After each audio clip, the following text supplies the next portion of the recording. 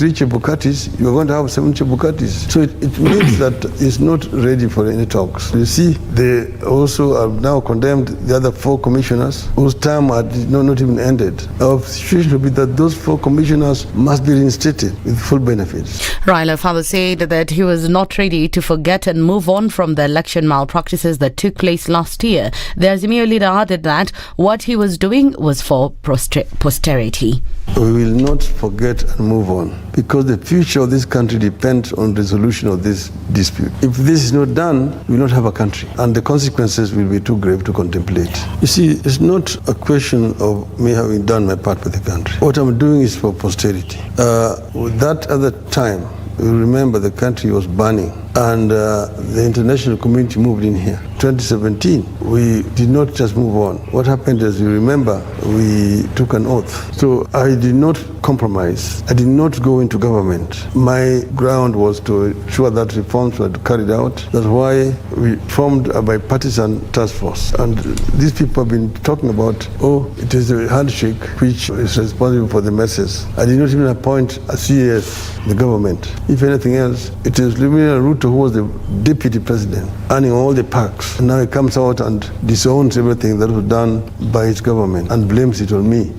EACC officers in Coast have arrested a police officer who succeeded in carrying money that did not have full details from Tana River County. According to the director of the commission in Coast Region, Hassan Khalid, Mariam Abdallah Gula was arrested at Malindi Airport with 2.6 million shillings in cash. Khalid has also noted that they are already continuing to question her and record information about her to determine the purpose of the transfer of money. Tulipata intelligence, kulikuwa na officer mmoja ambaye anafanya na county ya Tana River department ya fedha ambaye alikuwa nasafiri airport ya Malindi kwamba alikuwa anabeba shilingi milioni 2,690. Tunaendelea kuchunguza yeye na wasasi wengine huenda ikawa wamehusika katika hii maneno ya pora pesa ya umma.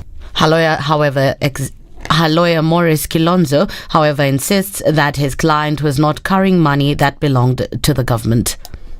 Sheria haikatai mtu kusafiri na pesa. Chenye inatakikana ni kwamba wakati unasafiri na pesa undeclare katika airport. Ameweza na sasa ndio anaendelea kujieleza hiyo pesa ilikuwa imetoka wapi na ni ya nini, kwa sababu ni pesa yake binafsi. Hii maneno inaona imetolewa out of proportion. Ile mbaya ni ukiwa kwa airport declare, na nadhani alideclare na wakumsimamisha. Baadaye akiwa kwa ndege ndiye akaambiwa shu.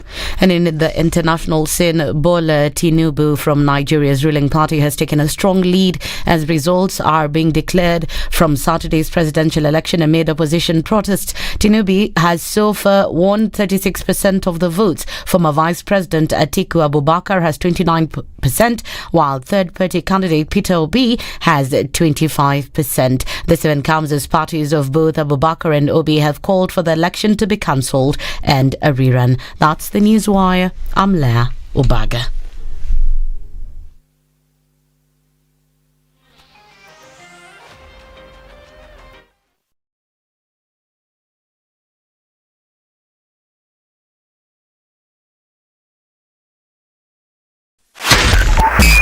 .5 SpiceFM, Kisumu.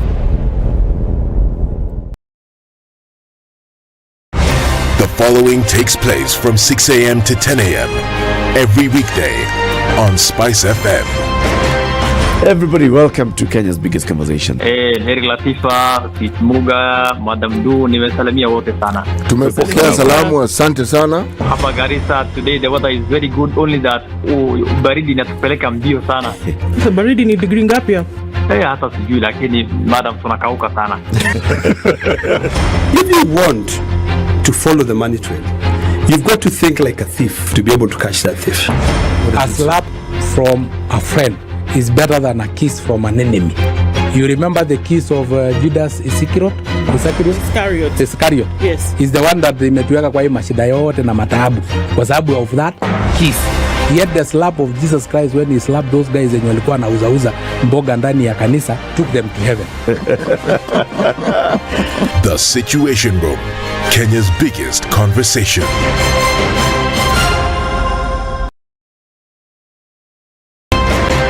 The man who looks at a beautiful girl and doesn't talk to her will end up serving lunch at her wedding. Aya, City, do like that. My father has killed a mouse. Will he fail to kill a man? Ameua panya. Small mammal, big mammal. Mtu atamshinda. I mean, I don't answer. What are they saying? How are we comparison? I mean, you kill a mouse. What are they saying? What they're saying is, my father has killed a mouse. Will he fail to kill a man?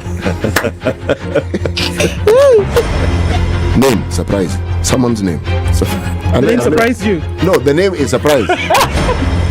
No, what am I saying? I'm from Nigeria, man. I know somebody called I Believe. So, your name is I Believe? Yes, my name is I Believe. But that's the short form. I said, excuse me? I said, yes, my name is I Believe. So what's the full name? I believe in the goodness of God.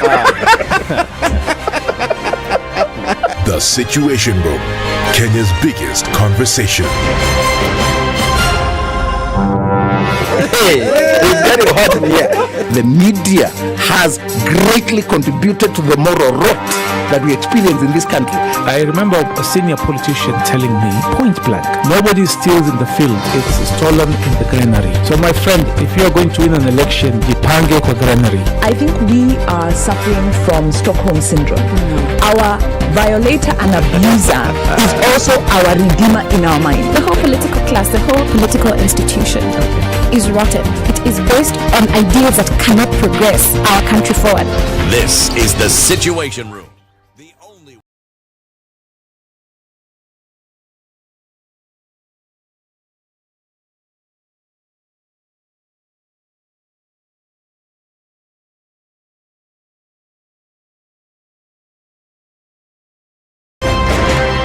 Thank you very much, Eric, and it's good to be at the Situation Room. Always a pleasure coming here. This is the most challenging interview panel in Kenya. You guys are very well informed, and as you can see, Charles today, very philosophical. To be poor in this country is the greatest sin you can commit, not just from a legal perspective, but from life generally. It is very, very skewed. We just heard on the floor of Parliament, just most recently, a leader within the ODM saying that sisi ni ng'ombe is a baba. Yeah. Which means that you are willing to be milked dry. Hapo. You cannot force me to believe. I'll give way. If it's a land that I'm told to return to you, I will. Okay? Because the court has said so. But I'll continue saying, hawa watu wamenirusha. That's all that I'm doing. The Situation Room, Kenya's biggest conversation. Congratulations. You've seen the hand of the Lord. Thank you very much. I've earned another title today, this morning at SpiceFM. Mama Justice, I don't mind it. Joel in Kericho. Salama sana Heri, habari ya asubuhi. Salama bwana, mambo namna gani? Salama kabisa bro. Mambo ya Aina Moi kuliendaje? Mambo ya Aina Moi, vile nilikwambia ndugu yangu, alienda asubuhi na ile gari ya kwanza. I must have missed it. So did I. Even if somebody wants to render you irrelevant, there is still work you can do. Okay, sawa. I deserve to keep you accountable. You deserve to give me a report. You don't work for me. No, I don't work for you. You work for me. Do you like that Freudian slip? Lovely, isn't it? Thank you very much. The Situation. Good morning, and we are in the middle of the week. A little bit of traffic has started to build up on Jogo Road, as would be expected at this time. We're looking at some of it coming off of Thika Superhighway as well, but nothing too crazy at the moment. Looks like traffic will start a bit later today. Folks coming in from Westlands, you should be all right getting into the city. Everything seems to be moving without any issue whatsoever.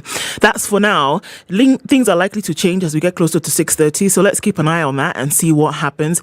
In the meantime, talk to us on SpiceFM KE on Twitter, and let's keep things moving this Wednesday.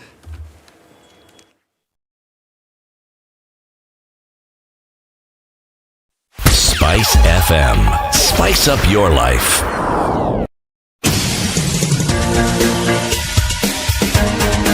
This is the Situation Room, the home of hard-hitting political commentary and penetrating insights about the state of the nation. This is a talk radio experience like no other. The Situation Room, a place for hard truths, debates, and elevated conversations. The Situation Room, witty, political, engaging, deep, controversial. In the room, we have C.T. Muga, researcher, academic, seasoned political observer, a fountain of wisdom in these politically uncertain times. Ndu Oko, Nigerian by birth, Kenyan by choice, communications expert, Pan-Africanist, a truth seeker and believer in people power, and Eric Latin, agent provocateur, the man in the chair, seasoned journalist, news hound, a man who believes in punching up, not down. This is the Situation Room, the only way to start your day.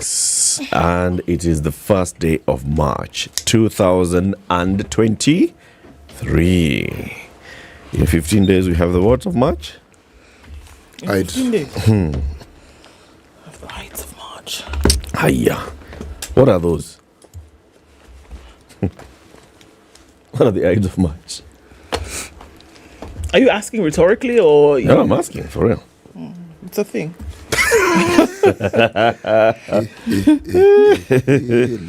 What thing is it? It's a thingamajig. It's a thingamajig. Yes. It's about March. Let me tell you. That is the constant. It's about March. Ask Google. Let me ask Google, then I'll tell you. Google atatuambia. And then we'll get to know. Google adanganyagi. Adanganyagi. Akikwambia ni kwa sababu March ilikuja na Eid. Hiyo. Tutajua ni hiyo. According to the dictionary, the Ides of March is usually the middle of the month, the timing of the first full moon. The Ides were the time the full moon fell on the 15th. So it's not every month. It's usually in March, May, July, and October. It's the 13th day in other months. So essentially, the Ides of March is right in the middle of the month of March, where the moon is full.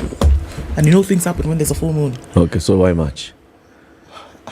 When the moon is full. So take the view that if it's full in June, it's also March. Then... okay. So what was it that it's Caesar who came up with that thing? Beware of the Ides of March. Yes. What was it about? How are you asking her? Okay, so let me tell you.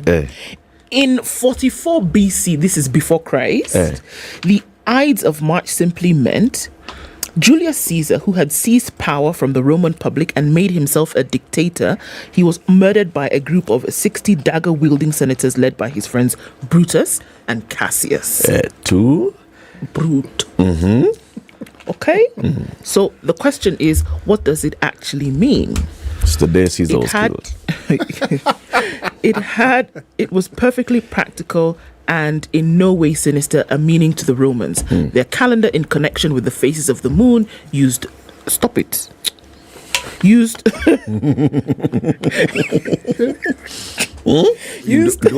artificial intelligence.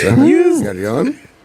Used three terms to mark the passage of a month. A calend was the first day of the month, a nun signified the first quarter of the moon, and an Ide was the full moon. Okay. So on this particular day is and actually... the Ides of March is the day Brutus and the other guy decided to finish the guy. But it also coincided with the full moon. It also coincided with the full moon. On the day Caesar was murdered, it happened to be the day where the moon was. When the Ide. So the Ide is for every month. Yes. When there's a full moon. But the sinister comes with the murdering of Caesar. And that's where now this chap, the Mzungu guy who was writing books and poems, came with that whole thing and said, beware of the Ides of March. Okay. Sasa tumeelewa kidogo. Otherwise mkwaje? Salama na wewe. Mimi niko poa. Niko fresh. Kabisa? Yeah. Si kabisa lakini niko fresh. Inaweza kuwa a bit more kabisa. Tumeelewa. Yeah. But it's in life. Friendly life. Lakini hii mwaka Eric tulikubali nini? Tusumbuliwi na kitu yote. Thank you very much. Make it either or whatever. Or calend or none. Or none. Yeah. I don't care. Whatever, man. We move irregardless.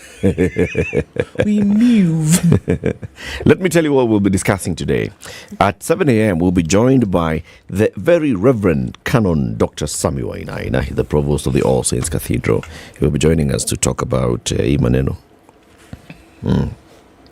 Why the church has a duty to speak truth to power. Whose power? Yours. Is it a duty or a mandate? Or mandate is a duty? Or mandate is a duty. They have a mandatory duty.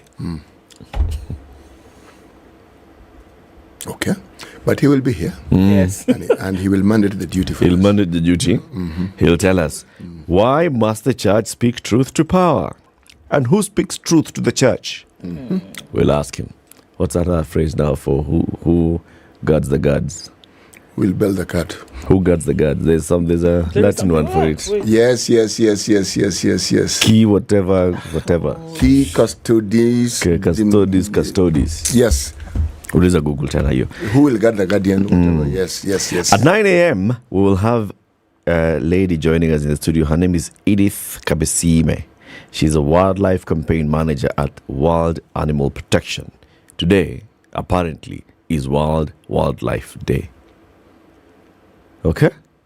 World Wildlife what? Day. And so she'll be here with us to talk. Custodiet Ispos Custodes. That is the one. First of all, the Ipsos Peter. Yes.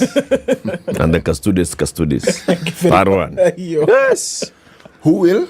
Guard the gods. Who guards the gods? Hiyo ndio conversation ambayo tutakuwa nayo leo. World Wildlife Day at 9 a.m. Keep it here for that. Ednah, you pressed that thing and I couldn't hear you say. To my email. See leo World Wildlife? It is Friday. It is on Friday. The 3rd. Okay. Okay, so we want to be the first, the animal that catches the day. We are the forerunners. It's the early bird that catches the worm. That's the one. Bas. You're upside down. Not the early worm that avoids the bird. Tell us about COVID. All right, let me tell you. The world is looking at 679,972,187. Those are the numbers that we're looking at. For the globe, still continues to be around that. Let's look into Kenya, where the Business Daily tells us that banks are stuck with 330 billion shillings of COVID-19 restructured loans. Now, when they call them first of all COVID-19 loans, commercial banks are still holding this amount of restructured loans on their books nearly 2 years later. Since COVID-19 relief measures, which allowed for renegotiation of payments. Okay, that term has expired. Do you remember? They said if you're taking a loan before X period of time, you can actually go and negotiate with your bank, and then they can give you a moratorium again in terms of paying. Banks are still holding on to this because those actually they're non-performing. They're non-performing, exactly. The Central Bank Monetary Policy Report for December 2022 shows that by the end of last year, the outstanding amount of restructured loans accounted for 9% of the sector's loan book. The regulator in March 2020 had placed an emergency measure that included allowing lenders and borrowers to negotiate moratoriums on loan repayments to mitigate the adverse economic effects of the coronavirus, with these measures expiring on the 31st of March 2021. Now, come 2021, the majority of folks who were given these moratoria were not able to sort them out. So at the end of that period, it was 569 billion, I beg your pardon.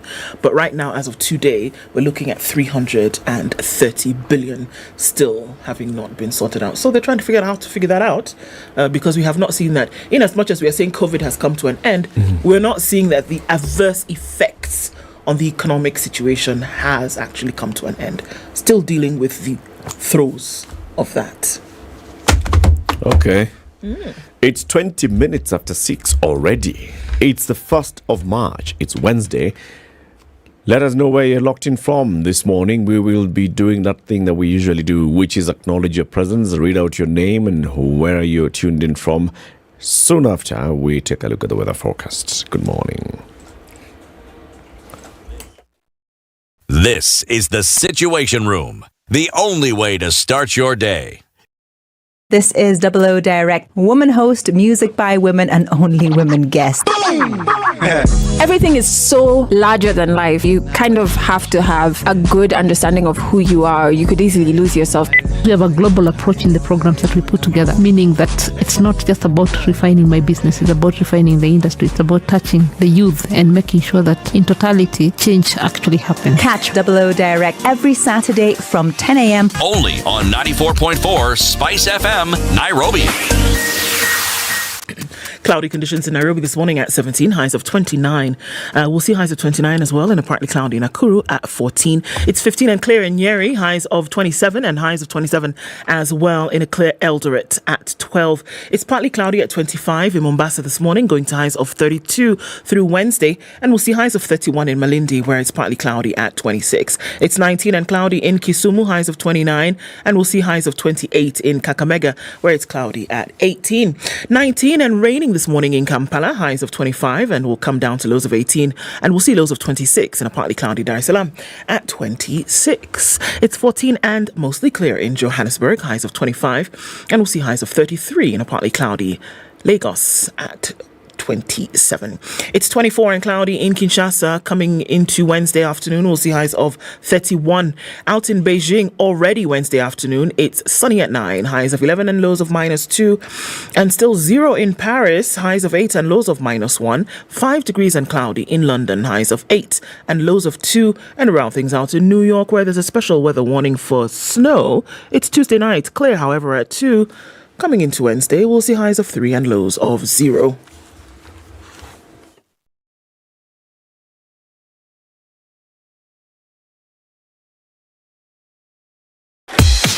Welcome to Spice FM, the best exclusive radio station bringing you the best mix of the best music ever.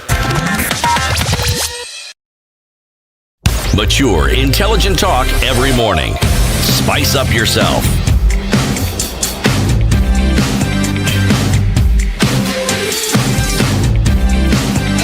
Mornings done right. Good morning. Laurent. Bagbo. Laurent. Bagbo. In English, you would say Lawrence. But en français, c'est Laurent. And he says his name is Laurent Kabila Mboya. He says, good morning, elevated conversations, fire, poof, poof, everywhere. The number one thought-provoking morning show in Kenya. Hey. Aliitwa Laurent Kabila. Was he born the day Kabila took over Kinshasa?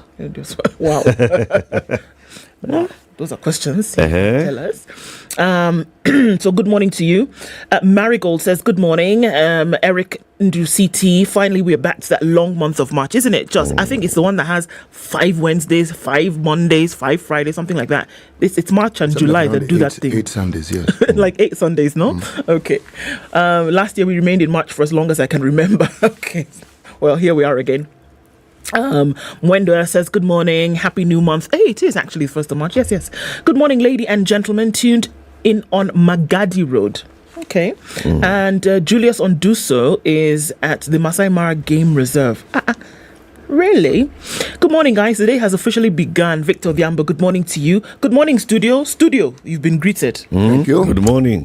Paul Ntaia is in Narok East. I know this already. And he says we thank God for the rains. Is this thanking in advance? I'm aware you are. It's raining. Maybe it's already come. There you go. All right. Hamza says good morning. Narok and Kisii, it's possible. Not far apart. It's possible. So if it's raining in Kisii, it's raining. It's very possible it could be raining in Narok as well. Oh, voila. Okay. CK Karu says, good morning, tuning from Kakamega, Nyakach Sub-County. Good morning, people. That's where Cleophas is. Najang Kululo is tuning from Roiro and says, good morning. Streaming in from Mombasa is where Al-Hajj is. Isaac Ombura says, tuned in from Mombasa. Happy New Month, says Collins. Happy New Month from Dagoretti. Overseer Fred Wanjoni says, good morning from Kenyatta University. Okay. Umazi. How now? Good morning. My seatbelt is always locked before our senior skipper DJCT, Captain Eric, and First Officer Ndu prepares for departure to cruising at 40,000 feet above sea level, 600 hours to 10. Telling you. 600 to 10. 100 hours. Okay. Nice to have you in the room this morning. George Ndungu is listening, tuned in from Lolongo. Simon Odhiambo is here. Michael Gona says, wachana na Ednah. Hey, sawa. Mwambia tume email. Tume email kwanza. Sisi watatu tusome kwanza. Tukikubali, then maybe we can consider perhaps thinking about it. All right. Monis Janeth says, the most excellent, powerful conversations, the best of the best. Everybody's just rubbing us with oil this morning. Amos Freeman says, good morning. He says, it's rain. I think it rained, and the room is also raining your ideas well.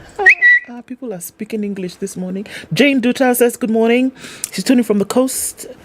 Wait. She says, SpiceFM at 2 in coast since Monday at 2. I don't know if it's 2 in the morning or 2 in the afternoon. Since Monday, the frequency always gets lost. Allah. Why now? Why should it get lost? Eric, so you talk to those guys. Have we explained? 2 p.m., 2 a.m.? Tell us. Or 2 minutes past every hour? 2 past? Okay, we'll see. Buddha Wairea is tuning from Royo. Okay. Says, good morning. Karibuni sana. Everybody welcome. City? Fanya hiyo kitu. Yes. Wacha nifanye hiyo kitu. You are ripped off in the market, but you are arguing about it on the road and carrying on. These Ugandans are telling long stories. I like this. Actually, you are doing what? Ripped off at the market. You don't complain there. This is me adding.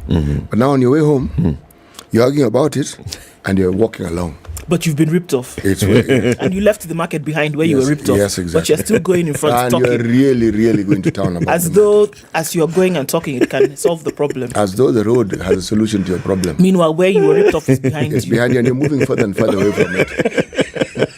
Abi? This proverb is also whipping you as it's advising you. How stupid are you? What's wrong with you? What's wrong with you? Okay. Headlines? Most definitely yes. Most certainly yes. Kabisa. Why I will not accept or move on. Not and. Or Raila Odinga is saying that he is maintaining that he has never met nor held talks with the president, and maintains the 2022 presidential poll was rigged, and he won't relent in the pursuit of electoral justice, and he rules out a political handshake with Ruto. So just in case you're wondering, there it is, it's out there. Anti-graft agency now goes after Matiang'i's wealth. There was the story of a cargo plane and flowers and leaving the country and many things. Now, EACC, it would appear, is going after his wealth. So we'll look at that story.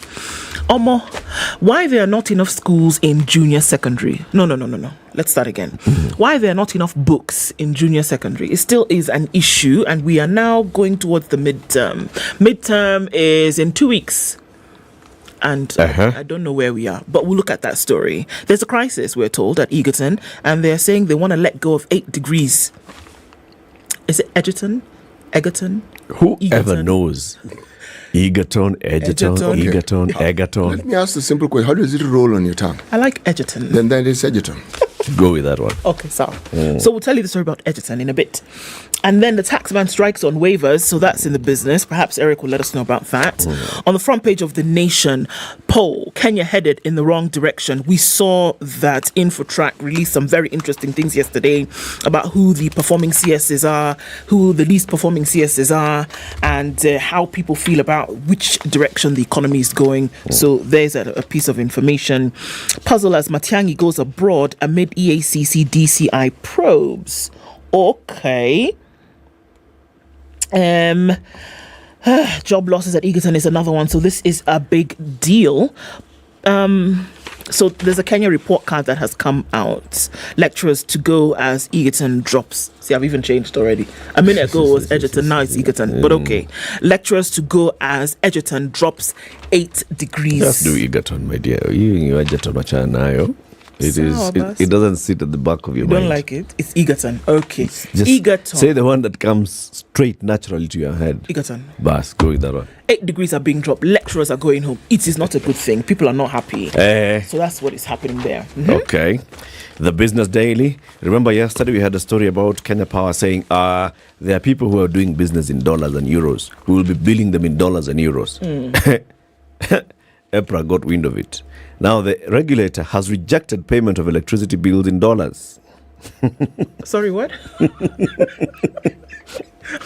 The energy regulator has opposed Kenya Power's plans to bill some electricity consumers in dollars amid concern the utility will be compensated twice for exchange rate losses. The EPRA said yesterday maintained that Kenya Power is fully compensated for foreign exchange losses in current bills. The compensation is done monthly on consumer bills through the foreign exchange surcharge, which reimburses the utility for fluctuations of hard currencies for spending denominated dollars and euros, such as loan repayments. So April said, wait. You're saying you want to be charging what? Forget it. Already in the bill, there's a forex surcharge, which is currently the most expensive item on the bill. So then if you charge in USD, where is it going to go now? Are you going to remove it? Are you going to remove the surcharge? What I'm wondering is who the clever person is who came up with these declares ideas that, dollars. We are having a problem with dollars. But if you think about it, if you are a large consumer and you're actually able to pay in dollars and then you remove that element from the bill, maybe it works for you. Perhaps. You see, this is reinventing the wheel. It was already considered, it was already taken care of. So now you want to bring in a different conversation. The end is the same. That dollar component they're speaking about is actually, or are we saying that you need the hard dollar, the actual dollar to be paid? Yes. As per, like now, you see how you buy units on your phone. Now you go buy dollar, and now you go and line up at the counter and pay your bill. But if you're a company that actually has trades a lot in dollars and you have the dollars with you, instead of going to sell that dollar to buy a shilling so that you can pay power, why not just pay directly the dollar that you have? Because when you do the exchange, I'll go to do the forex, I'll convert my dollars to shillings, and then I'll come to you, Kenya Power, I'll pay you in shillings. And when I pay you in shillings, you're going to surcharge me the dollar exchange rate. But so I'll pay double as a consumer. Which is unfair. Is it the exchange here? Yeah. When I exchange here, I lost some value. Because now if I have shilling and I need to buy dollar, I'm going to spend a lot more to get the dollar. Yes, but to avoid paying double. Deal with only the people. They were going to deal with the people who trade in dollars. Okay, so now even now you're taking dollar and changing it to shilling. The value you lose because now you've lost some 2 or 3 and then that there. bill. And then that bill, you have your own rate that you as Kenya Power have said, you and IPRA and the others have decided this is the rate. So you're also charging me. Instead of that, I just have my dollar. How many units have I consumed? I pay for those units in dollars. Direct. There's nothing about the forex, blah, blah, blah. You see that element of forex, blah, blah, blah. I don't have to change anything. I'm giving you dollar direct. If I'm giving you dollar direct, then you forget about your surcharge. Okay. But Daniel Kipto, the April boss, says, Kenya Power, Chinese jokes. Those are jokes. Trying to complicate. Second headline. Bank loan rates increase to the highest level in 52 months. The cost of bank loans hit a 52-month high in December in the wake of CBK rate hikes and rising yields on government paper. Data from CBK show the average lending rate rose to 12.67% in December from 12.22% in May last year, when the banking regulator first raised rates in nearly 7 years. It's getting more and more expensive. Higher. Ticker headlines. The deputy CBK boss is a new one. The nominee, she wants rates cap reinstated.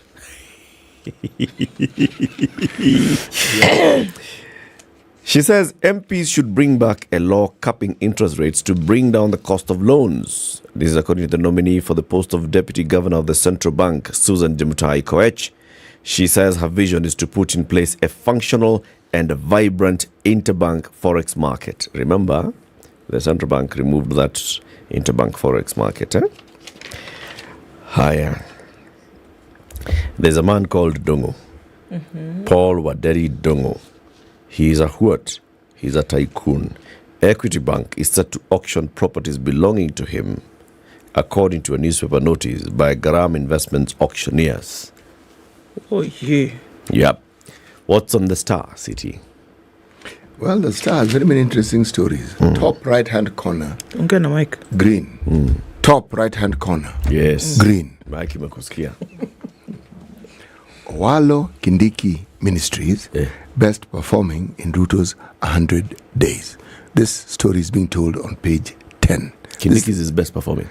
Owalo Kindiki Ministries, best performing of the ministries that are performing. These two best performing. Top there. Yeah. Page 10 gives us the story and the details of how it is that they're best performing. And who rated them. Yeah, exactly. Okay. Governance scorecard is the headline.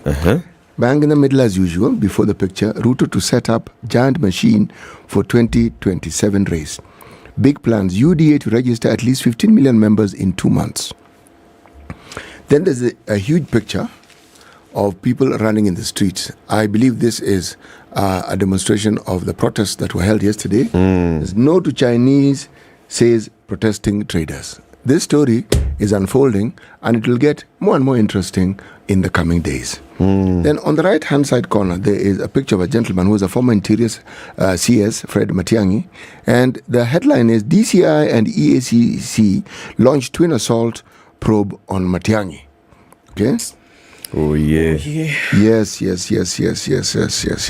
Okay. Let's take a break on that note. It's 23 to 7. We want to take a look at the traffic and then we look at the stories in the papers in greater detail. Think of flying, think Emirates. Fly better with Emirates. When you especially fly first class or business, you get such good treatment from the moment you check in at the airport, to the moment you check into the flight, to the moment you take off, while you're up there in the air, to landing, to checking out. All that, you are treated like the king or queen that you are. Fly better with Emirates. Think first class, think business.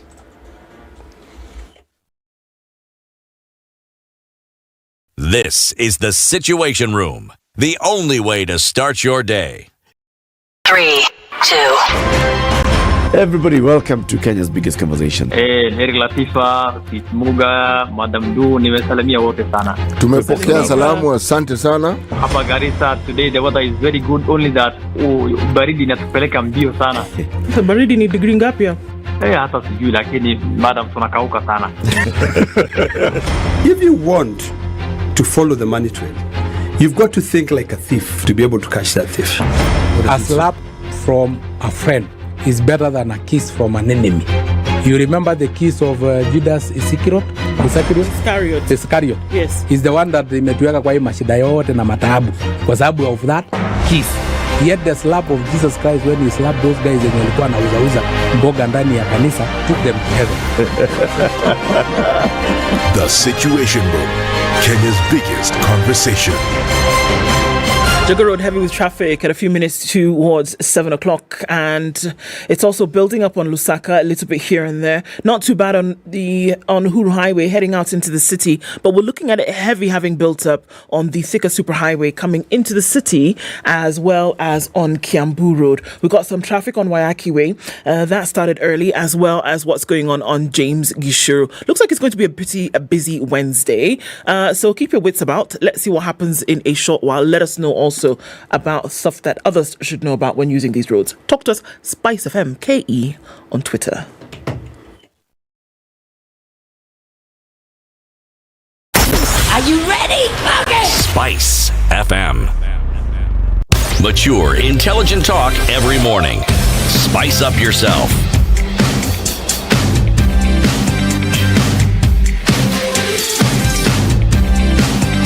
Mornings done right. 94.4 Spice. Okay, so Ryla's saying he's not going to accept and move on. All right. So there's a poll that has been done. Kenyans have cited the high cost of living for their harsh verdict on the performance of President William Ruto and his administration.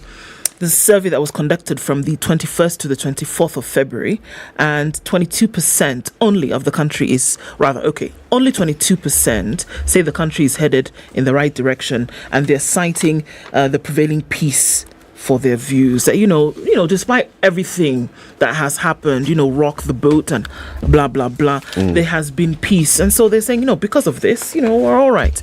60% of Kenyans, however, feel that the country's heading in the wrong direction.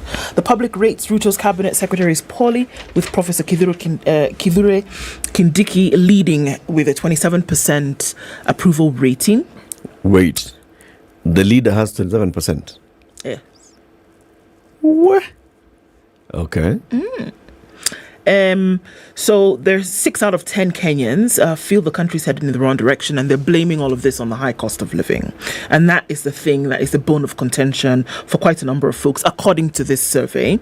The public rates President William Ruto's cabinet secretaries poorly and has given Kindiki, as the Interior and National Administration CS, a 27% approval rating. Nearly 2/3 of those polled said the country was headed in the wrong direction, with an overwhelming majority of them citing the high cost of living. It was a topmost for most respondents in Central, Northeastern, Eastern, Central Rift Valley, Western Nyanza and Nairobi regions at between 66 and 74%. So nothing more than that actually stole the show when it came to the reasons as to why. A similar trend emerged by gender and age. The Infotrack poll sampled 2,149 respondents, 51% female and 49% male, from the 8 regions between the 21st and 24th. The research has a margin of error of plus or minus 2.1%, with a response rate of 94%. Only a paltry 22% of Kenyans believe the country is headed in the right direction, citing the prevailing peace as their key reasons as to why. We've already seen that the 60-odd% who said things are going to the dogs, the reason they've given is because of the high cost of living. Okay, so again, looking at other numbers, they cite cost of food, cost of energy, cost of power, and all of this as some of the things that they're not really happy with that are going through the roof. Kenyans believe in Professor Kindiki, apparently.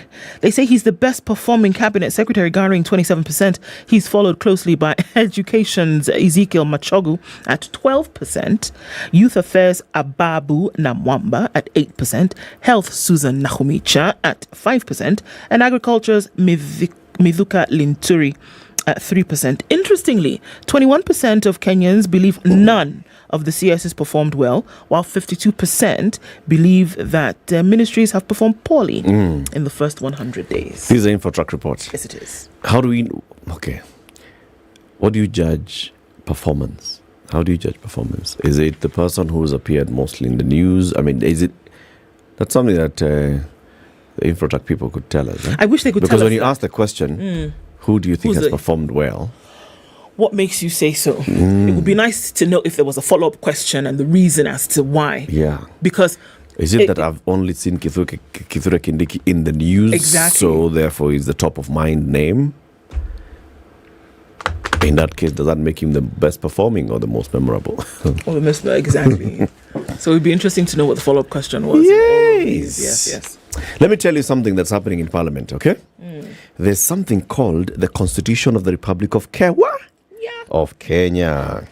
And this constitution has a certain provision called Article 223. Let me quickly, before I tell you this story, I've grabbed my constitution. I'm scrolling all the way down to Article 223. 223 is far down the road. Does 223 even exist? It does. 223. Higher is about spending money. The national government may spend money that has not been appropriated if the amount appropriated for any purpose under the Appropriation Act is insufficient, or a need has arisen for expenditure for a purpose for which no amount has been appropriated by that act, or money has been withdrawn from the contingencies fund. The approval of Parliament for any spending under these articles shall be sought within 2 months after the first withdrawal of the money, subject to Clause 3, and that is if Parliament is not sitting during this contemplated time, or sitting but adjourns before the approval has been sought, the approval shall be sought within 2 weeks after it next sits. Okay?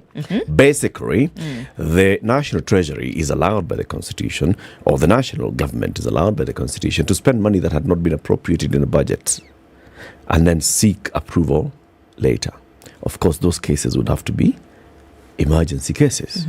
Last year, the National Treasury spent some 6 billion shillings to buy back telecom shares from Helios Private Equity Fund. Yes. That has been in the news. Last year, also, the government spent some billions of shillings to roll out what it was calling the maize flour subsidy. You remember the Unga subsidy? Yeah. Just before the elections. So they did not go to Parliament to seek that because, I mean, all right. It was out. That yes. it wasn't. Yeah. Last year also, the Kenya Kwanza, the other one was the handshake government. The Kenya Kwanza government has also spent some 10.2 billion shillings to operationalize the Hustler Fund without going to Parliament for what? For approval. They have also spent some 3.7 billion shillings for the fertilizer subsidy program without going to Parliament for what? For approval. Now all those requests are before Parliament.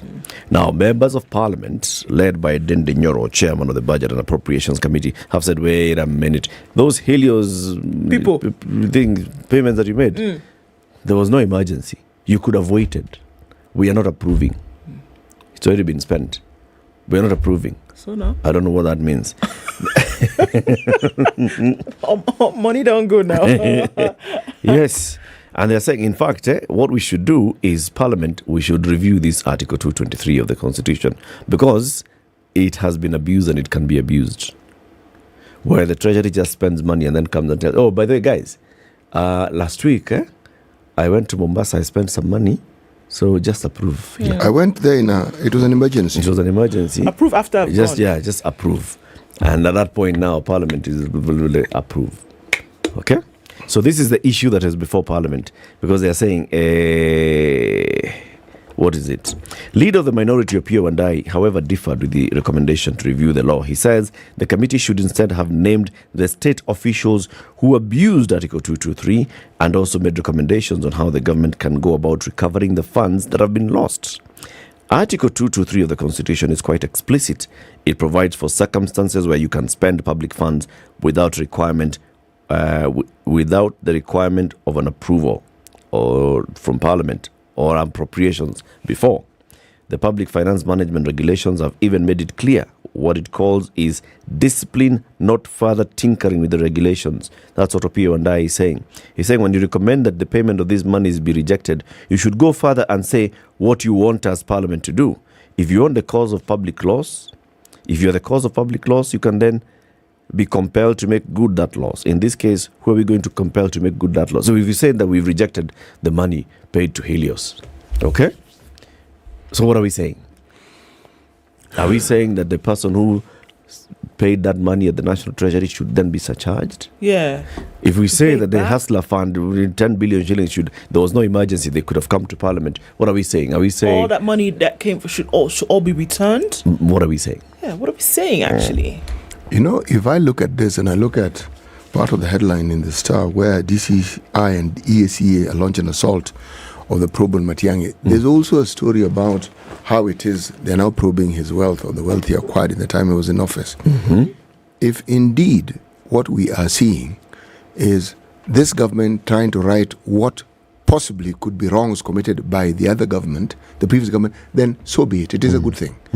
If, however, it is just a witch hunt to show that they're actually working and that they're looking for wrongs where perhaps none exist, then they're setting themselves up because they will be out of government at some point. Now, we have seen this in this country before. This isn't the first time we're seeing these things. I applaud any move to right wrongs that were committed, and it must be encouraged so that when you're in a position of authority, you understand that you are not in that position to enrich yourself at the expense of other citizens whose tax you are supposed to superintend and use for their benefit. But if it is, as Mr. Herman Manyora put it, a revenge mission, then you are digging your own grave. Unfortunately. Yes. Can those two be combined? Can you be on a revenge mission? That is it's to satisfy your own ego, but also the greater good is that you are actually righting the wrongs. Yes, you can. Yes, you can. Because the wrong may have been there, but the manner in which you do it. For instance, somebody can point out something which is wrong and tell you, you couldn't have done this, the approach. And they can start by telling you how stupid you are, okay? And how it is that they're surprised that someone as idiotic as yourself could be in such and such a position. The content is the same, but the way it is managed or handled is what perhaps may be a bit of may present a spot of bother. As a taxpayer whose money may have been misappropriated, yes. Do I really care? See, what I care is that somebody has been held to account. I do care as a taxpayer, because then what it means is what you're doing is scaring people by giving the impression you're working when essentially just creating room for you to do exactly what the others were doing. That is where the problem arises in my mind. Well, you've also opened the door so that the next person who comes in will also come after you. So the citizen will continue being disadvantaged. See, that for me is the problem. Yes. But if indeed these probes, we are a country that is governed by the rule of law, and this is what we're seeing in practice, then by all means carry on. Go on. By all means carry on. All the way. Yes. Talking of wealth. Yes. There's a British national who is in trouble with the Asset Recovery Agency.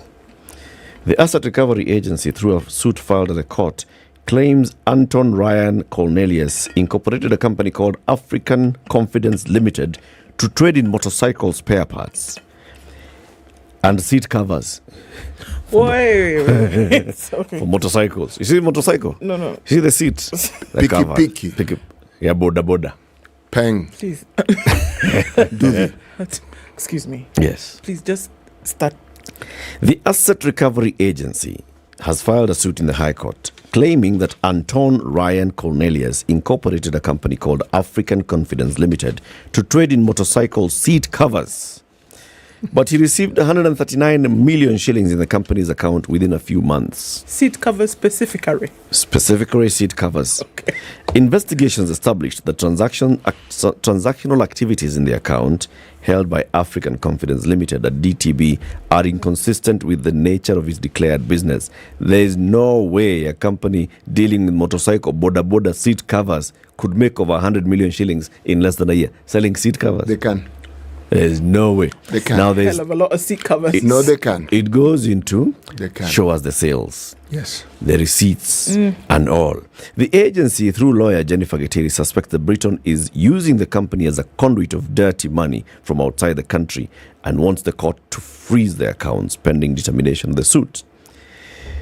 According to those accounts, the listed accounts, Cornelius has a personal account at DTB which has some 39 million shillings. The company account has 5 million shillings and another one has 145,000 shillings. The lawyer says after discovering the huge deposits in Cornelius' 3 accounts, he could not offer any explanation to prove that he received the money from genuine sources. He could not give a clear description on the source of the funds, as at one time he was alleging that the money was from the sale and transfer of a family land. In another instance, he claimed that the funds were proceeds of the closure of his personal account at JP Morgan in the US.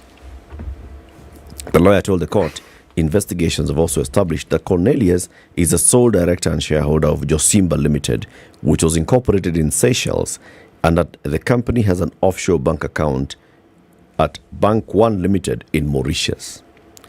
Company incorporated in Seychelles has an account in Mauritius. According to the agency, they suspect that the offshore account in Mauritius is the one being used by the British to launder money into the country. Kenya. Yes. Yes. So, there's also another issue here. Although the Briton had indicated that the money was from the sale of a family land in Kilifi, investigations have established that no such land existed and that the document he supplied did not belong to him.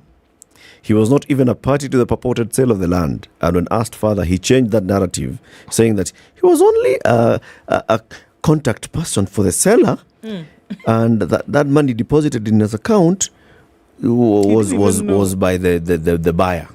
I didn't even know. of the land. Okay. The agency stated that even if the money was paid on behalf of someone, there was no indication of movement of the proceeds to the other person's account. So if the money was paid so that you can then, transfer it to the rightful owner, you didn't transfer it. So you still didn't transfer it. So now? Yeah.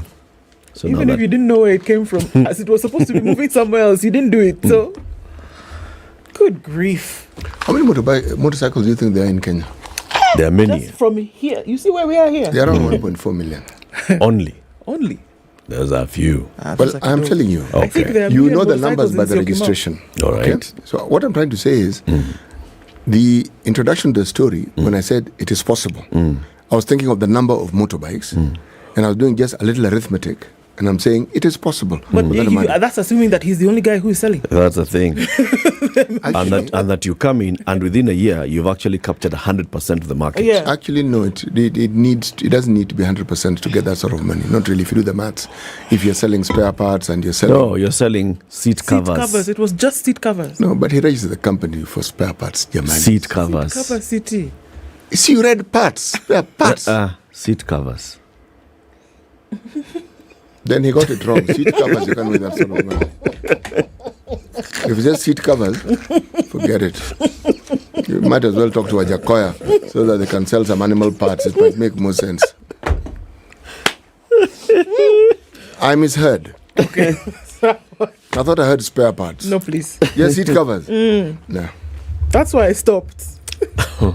Let me tell you, lecturers at Egerton are being let go of, as well as 8-degree courses. Things have seemed to keep going south for Egerton, unfortunately.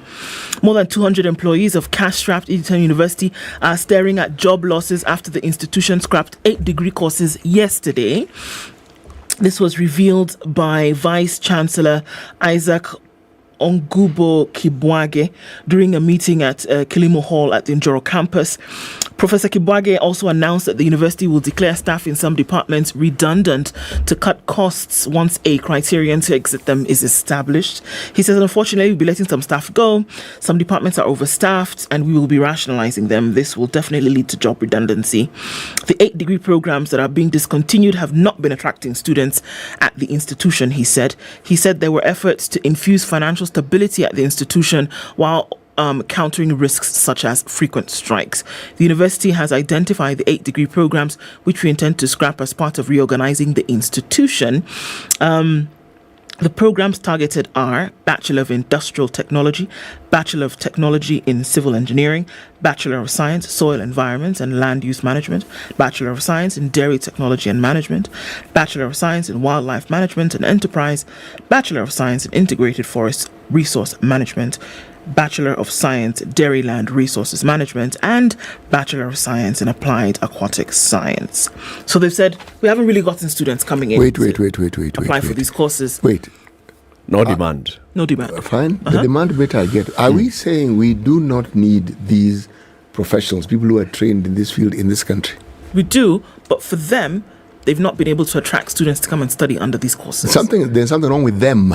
Yeah. Them being the school Yes. courses, right? Look, what have we been talking about this whole week? Drought, hunger. Now, does that not point you to the need for people who are trained in these agricultural sciences to be given some sort of prominence? Or have I got this thing wrong? No, you haven't. Okay. So, if you told me you were reducing Bachelor of Arts, history, I can understand. I don't need to have a Bachelor of Arts in history to study history. No. But the sciences we speak of, you really need to study those things to be able to actually understand what goes on. In order for you to practice. Yes, now. You see, universities train for the market. If there's no market for this, Actually, you've gotten to the heart of the matter. This isn't a problem of the university. This is the culmination of everything that you could argue and say is wrong with this country with regards to how we are managed. Honestly, I really feel that there needs to, that relationship between the career market and institutions has got to be a lot more intimate. Yes. They're not talking to each other. You just come up with a course, call it Bachelor of Science in Water and Blue Water. Good morning, 7 a.m.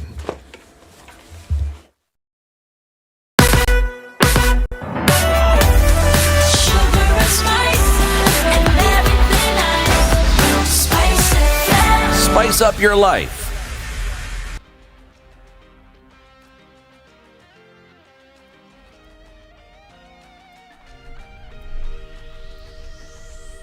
Good morning. This is the News Wire. I'm Leah Ubaga.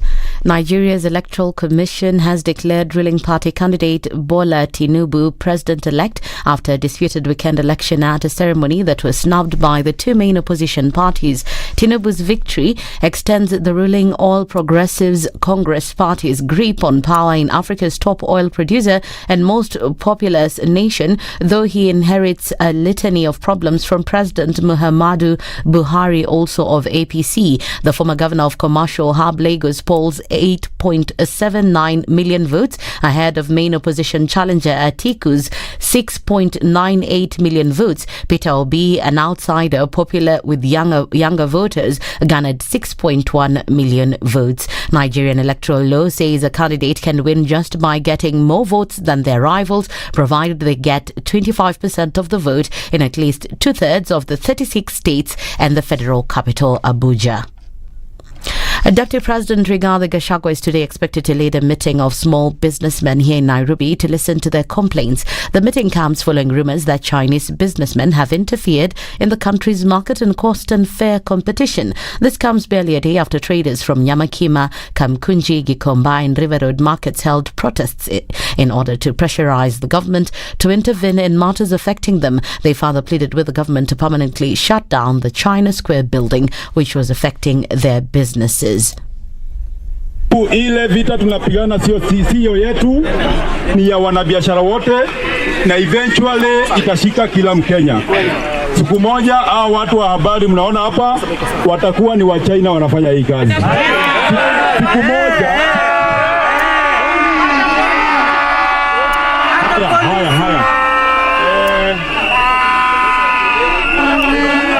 Last week, Gachagua met with the representatives of the traders and promised to make every effort to find a solution to the commercial dispute between the traders and the China Square store. In addition, Trade CS Moses Kuria indicated that he contacted the Deputy Principal of Kenyatta University, Professor Paul Wainaina, the VC, about China Square. Kuria insisted that Chinese citizens should not be traders but manufacturers of goods. Azimio Party members are now threatening to disrupt the process of questioning the new IBC chairman and his commissioners. The threat follows the move by President William Ruto to publish a gazette notice of the names of 7 people who will run the selection panel. According to the leaders, Ruto is using his authority to choose the commissioners and the chairman who will favour his party in the next election. The leaders, led by Nairobi Senator Edwin Sifuna and Minority Leader in the Senate Stewart Madzayo, have threatened to lead their colleagues to disrupt the process. In fact, what we want is a bipartisan effort similar to what we saw in 1997 with the IPPG, so that stakeholders can all be brought on a table for us to be able to constitute a commission that we will all have faith in. Lacking that, then we will not accept the process that is going on. We cannot have a referee who will be putting on a jersey of a particular team and purport to whistle as an independent arbiter in the field.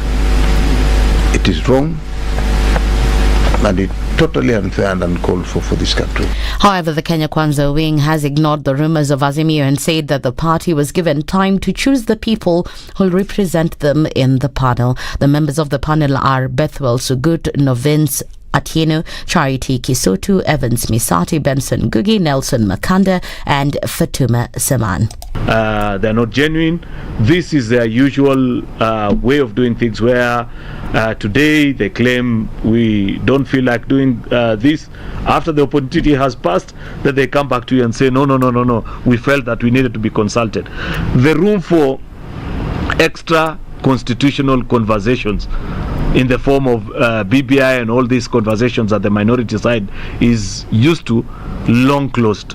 And in the international scene, 2 fishermen have found the remains of an Argentine man who mysteriously disappeared 10 days ago inside a shark they caught. Investigators say Diego Barria, a 32-year-old man working at the industry of oil, disappeared on February 18th and was identified by a tattoo on his forearm. That's the Newswire. I'm Leah Ubaga.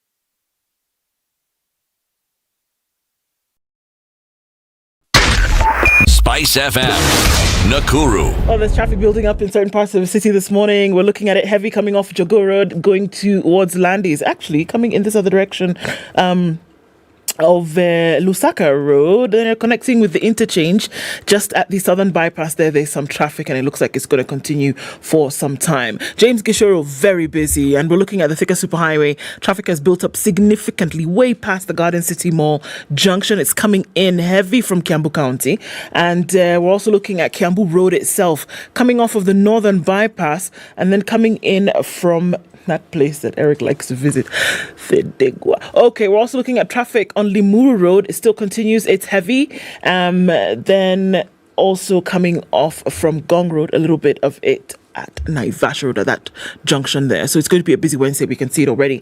And the sun is trying to peek through those clouds, shining way onto the roads. Be careful, guys, where you are going this morning. Let us know if you do get stuck anywhere. The hope is that you won't.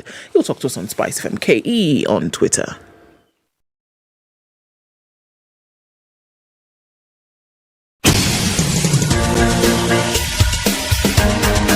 This is the Situation Room, the home of hard-hitting political commentary and penetrating insights about the state of the nation. This is a talk radio experience like no other. The Situation Room, a place for hard truths, debates, and elevated conversations. The Situation Room, witty, political, engaging, deep, controversial. In the room, we have C.T. Muga, researcher, academic, seasoned political observer, a fountain of wisdom in these politically uncertain times. Ndu Oko, Nigerian by birth, Kenyan by choice, communications expert, Pan-Africanist, a truth seeker and believer in people power, and Eric Latin, agent provocateur, the man in the chair, seasoned journalist, news hound, a man who believes in punching up, not down.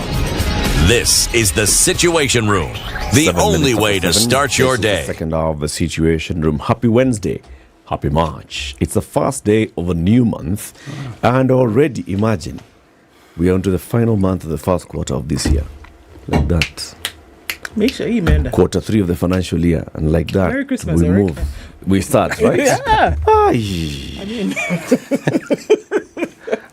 Yo, this year, I'm going to be, going for yoga.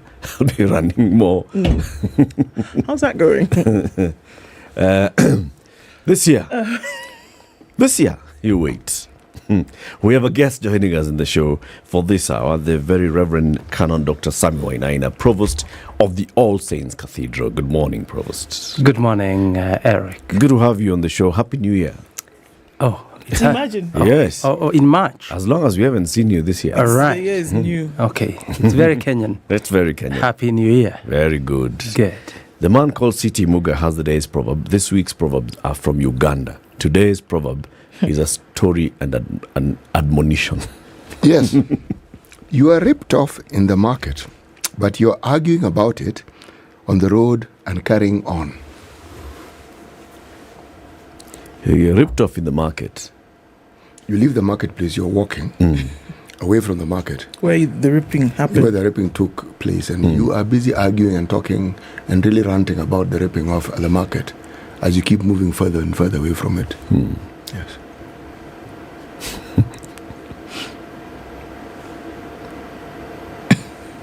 Dr. Wainaina, this one. What do you think the Ugandan people are saying? You don't go ranting away from the market. You shout there. You deal with it there. Deal with it there. We don't run away from problems. Deal with it where it's happening. Yeah. At that particular point. Yeah. Otherwise, people will confuse you to be mad. But if you say here was the place and this is the person, then people can help you. Okay. Yeah. Okay. How would you relate it to today's world? The happenings in our country, in Nigeria or other places. That's very provocative.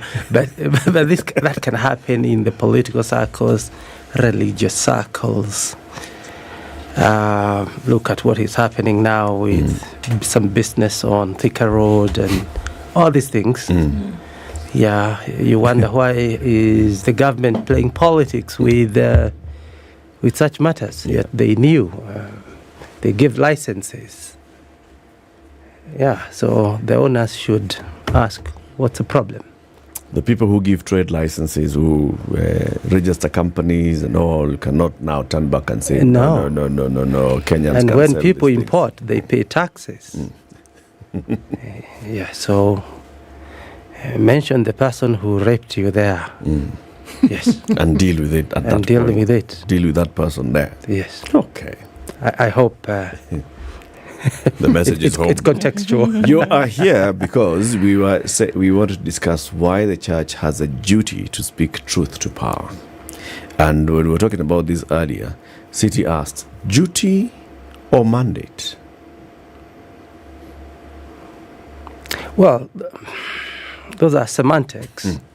Whether you call it duty or even a calling, it boils down to the same. Yes, if maybe I can dive in. Let's start from the biblical point of view. Then we look at the history of the church and politics, but also look at our modern times. In the Bible, when God always raised a king, there was a prophet, and the vice versa. And it tells you about the place of power, religious and political, is very important in influencing the daily happenings of society. And the reason why God did that was to have a balance between political power and religious power, without which then one can be toxic, can be excessive. But now the challenge is when now the two come together and collude, then it becomes what I have said in other forums, cultic, and it's dangerous. So the church requires the political regulation, but the political requires the religious regulation. And even looking at the history of the church and politics, where the church has become part of the government, it becomes very dangerous. It becomes part of the oppressor. Because government can be oppressive. But also where churches have not been regulated, there is no difference between religious or political power when it is not under control. And that's why we speak to one another. We regulate one another. We have done, Kenya has many examples during different dispensations. The Kenyatta era, you can see the difference between the church and government, and what the church, the role that the church played. If you look at the Moi era, there are churches that were deemed to be too close to power, and they benefited a lot from that. While there are others, like where I come from, that suffered, some people almost died, but it became the only... Some died. Some died. Bishop Alexander moved. Yes, it became the place of agitation and seeking for freedom. Then the Kibaki era, Mzee was open to church, was independent of church at the same time. Now, the Uhuru era, we grappled with big problems that I know, and I was in this studio speaking about them. And now the new one, and the challenges that have come. So, church and politics. What challenges are you seeing in the new one? And this started during the campaigns, where one leader was made to look like an angel, like a Messiah, a Christian, anointed of the Lord. Yes, and so that was the wave in which he came into power, what you would call the evangelical tide. And then you have the other person who was made to look like the devil, anti-church, anti-Christ, the enemy of the church. And that is very dangerous when church labels, stigmatizes people. So somebody comes into power, then feeling entitled, and easily there is mix of political and religious powers, definitely for the benefit of both. And that's where I have said, hey, stop. That is not right. Step out. The church should be close enough to commend where people do well, but also far enough to tell them that is wrong. The moment you bring the two together, again, to repeat the word, cultic happens, and cultic power is very dangerous because it is one person who is too powerful to influence you. Their word becomes the law. And when you challenge such, then you are seen to be the enemy of the establishment. Professor, I know we've asked this question before. I mean, we've had conversations about then the separation of church from state. If we look at what's currently happening in Kenya, there has been a complete embracing of the church. Sure. And it's not shied upon. It's not shunned. And the present administration has said they will go with the church into matters of leadership. There will be prayer. There will be all of this. If this is happening, can we say really that there is separation? Number one. Number two, in your opinion, or from what you see, then does it muddy the waters in terms of the position then that the church should take to do some of these things that you speak of? Well, it's also good to understand when we talk about the church. Because the church is not one denomination. Yes. If the government wanted to work with the church, surely even the other regimes have worked with the church. But the church is organized in a way that you have bodies that are regulated. You have the NCCK, the EAK, the Kenya Catholic Bishops Conference. All these are very important bodies that if you really wanted to engage with the church, you would use such forums to engage with the church. But when the government takes a certain religious persuasion, it's like against the others. I'm here and I can speak openly. I have never been invited in those meetings. And where somebody is sent to ask me to come and be part of the congregation, I've asked them, so what is the agenda on the table? What am I coming to do?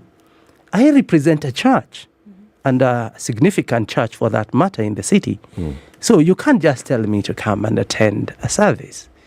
I won't mobilize people to something that I don't know what I'm getting the church into. In what kind of meetings have you been invited? Well, what kind of meetings? Mostly it's not the planning meetings. Mostly it is, we are meeting in this stadium and please could you come, or mobilize members of the cathedral to come. And I've said, no, I can't do that. Why? Because you are not involved in the planning? Well, yes, because I don't know what is on the table. What are we committing ourselves to? If members of the cathedral asked me what is the purpose for such prayer. And in Kenya, we need to be careful with the word prayer or fellowship or thanksgiving, because they are not religious terms per se. They are political terms. Wait, for example, we had a national prayer at Nyayo Stadium. What do you mean with national? Okay, hold on. This was called what it was called. A national prayer. It was called. It was seen and it was televised and prayers were being conducted. Were you invited for that meeting? No, that one I wasn't. If you had been invited, would you have gone? No, I wouldn't have gone. Why? Because I don't know the reason for... To pray for rain for the country. Oh. If it doesn't rain, does that mean Kenya is not a godly country? No, does it mean we should not rain? We should not pray? We should pray, and we can pray. In fact, by the way, I've been in public saying, if you really want prayers, ask the churches to pray on Sunday. And we'll pray across the country, across all denominations. It's the easiest. In fact, if I may add to what the Provost is saying, what stops the leadership from simply saying, on Monday at 10 o'clock, Could the entire country stop for 1 minute? And pray. And pray. 1 minute. Just 1 minute. Just wherever you are, stop. 1 minute. And pray. There are many ways to pray. That is telling the entire country to pray. And they will pray. But also, City, the government should never organize prayers. That's not their mandate. It is not. No. Ask the church to organize prayers. And as the leadership, the political leadership, join in. But now look, and let's use Nakuru rally, for example. It is 4 hours of prayer. Thanksgiving. And Thanksgiving. Yes. Then you use an hour to do the sermon and prayers. Then after that, 3 hours of politicking and doing the same sermon. And then the clergy are there seated, entertained. Even one of them saying we should revenge. Even saying, arrest me, let me be in prison so that by the time this guy comes, I can deal with him. And clergy are there entertained and they can't stand to, I wouldn't, either I will walk out or I'll go to the podium and say, it is either a prayer meeting or a political meeting. This sounds to me, Canon, that it's a difference between these two clear divides of denominations in church. I don't know what you call them. The evangelicals and the ecumenicals or whatever. What are they? Denominations. Yes, the denominations. So there are those that, of course, what do you call the mainstream ones? The Anglican, the Catholic. The main churches. The main churches and then the other churches. This sounds like it's a divide that you're clearly putting into here. But Eric, mainstream. And saying, not about mainstream. I'm not going for mainstream. You know what I'm talking about. I do. But you know, I'm using the word mainstream. Very many of the churches that were hitherto referred to as French are mainstream now. Yes, but they're different. There's a difference in the way people worship in the Anglican Church, in PCA, and the Pentecostal Church. That's the word I was looking for, right? And there's, Canon, the last time you were here, you told us about, those, they're either called, I don't know, evangelical or Pentecostal or whatever. Basically. And that's what City is trying to... It's the difference between those churches that have the mutaratara kind and those ones that are Pentecostal. And I see that this is... I'm detecting that there's a clear divide on how you approach prayer, how you approach service, how you approach conduct of service. And what you're raising here is the difference that you see between us and how we conduct our services. When we come in, we run our program this way, and those ones, when they go in, they run their program that way, and they mix even with speeches. Eric, you may have a point, but let me just add to what you're saying. You raise a valid point. The so-called churches that were referred to as mainstream, you are talking about the Presbyterian Church, the Anglican Church, the Catholic Church.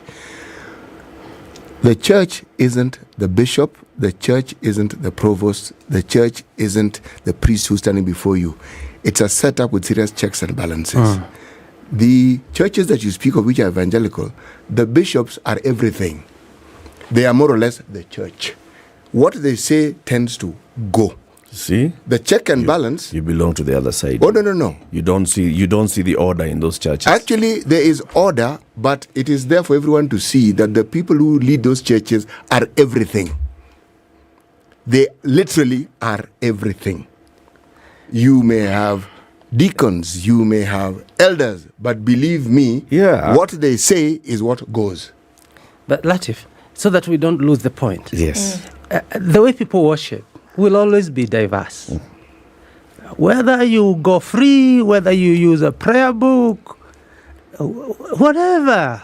Those are services, and they start on time. They start and they end at a particular. So don't worry about that. But here, when we are talking about national issues, the church is structured. Even all those churches, like are owned by individuals, they are under an umbrella body. And that's where we need to structure the church. Because if we don't regulate ourselves through those bodies, then likely the government can come like what has happened in Rwanda. Because of the chaos that can be created by the religion in the name of God. People can cause a lot of chaos. The other day we were talking about regulating the volume of sound that can cause so much trouble. I remember I had a church in my neighborhood, and I had to walk there and told them, hey, hello. Louder doesn't mean it's going to reach heaven. No, and not only that, if it's your kesha, it's your kesha alone. So don't think I'm ungodly because I'm telling you this. So self-regulation is very important. But for matters that are political, I think it's good to look at them from a historical point of view. There are churches like what City calls the mainstream churches, which have known the art of relating with government, but at the same time being separated. Now, the churches that we are calling, and again, I don't want to emphasize on the divide, the evangelical or Pentecostals, maybe they have never been very close to power, and this time they succeeded maybe in bringing one of their own, and so they really feel entitled. That is very dangerous, and that's They're where we happy. Let them enjoy their shine, Provost. You know, if you have to go down history, what the very reverend, the provost, is saying is something that is what we refer to as the mainstream churches not only enjoyed. Church and state in the history were one thing. They controlled. Yeah, they were one thing. It's like one was the arm of the other. And that's the history. And they learnt. Maybe. We have burned our fingers. Yes, seriously. Yeah, we have. Maybe our brothers and sisters are now going to go through that process of burning their fingers to learn and get to the point where the other churches got to. There is a reason why the lessons that have been learnt brought about the dictum of separation of state and church. There's a reason why. Yes. The harm when the two are one and the same thing was seen, documented. There's history is strewn with examples. Absolutely. If it is clear in terms of the dangers that then are presented when you now have brought the two so closely together, if that is clear in terms of potential danger, then why do we see the continuance of this? If we are saying that members of the church leadership, who you speak of and said, how did church leadership sit and watch these things happening and not stand up and say, actually, this is wrong? If it is clear from a position of religious leadership that it is wrong, why do we see that it continues to perpetuate itself? Well, you know, history also mutates. History changes, whether it's the history of the church or of politics. And like in the history of Kenya, the main churches that you see playing an important role are what you'd call the mainstream. And maybe that's where we learned, hey, too far, too bad. Too close, too bad at the same. So it's like we need one another, but let's be careful. Which is not just something that is practiced by religion and politics, but even human beings. There's fluidity in terms of relationships, but there is also boundaries that are important for people to coexist together. And I think that's the general. But now, with the growth of the evangelical one-man or a few people-led kind of congregations that are not regulated, that one divides into another, and within a short time, out of one congregation you have 100. Hello, that's where the main problem now becomes. How do we get to regulate these churches? Even in terms of their theology. You see, out of our experience, we have formed a theology. The stand you're talking about. We have formed a strong theology that is based on the experience that we have gained.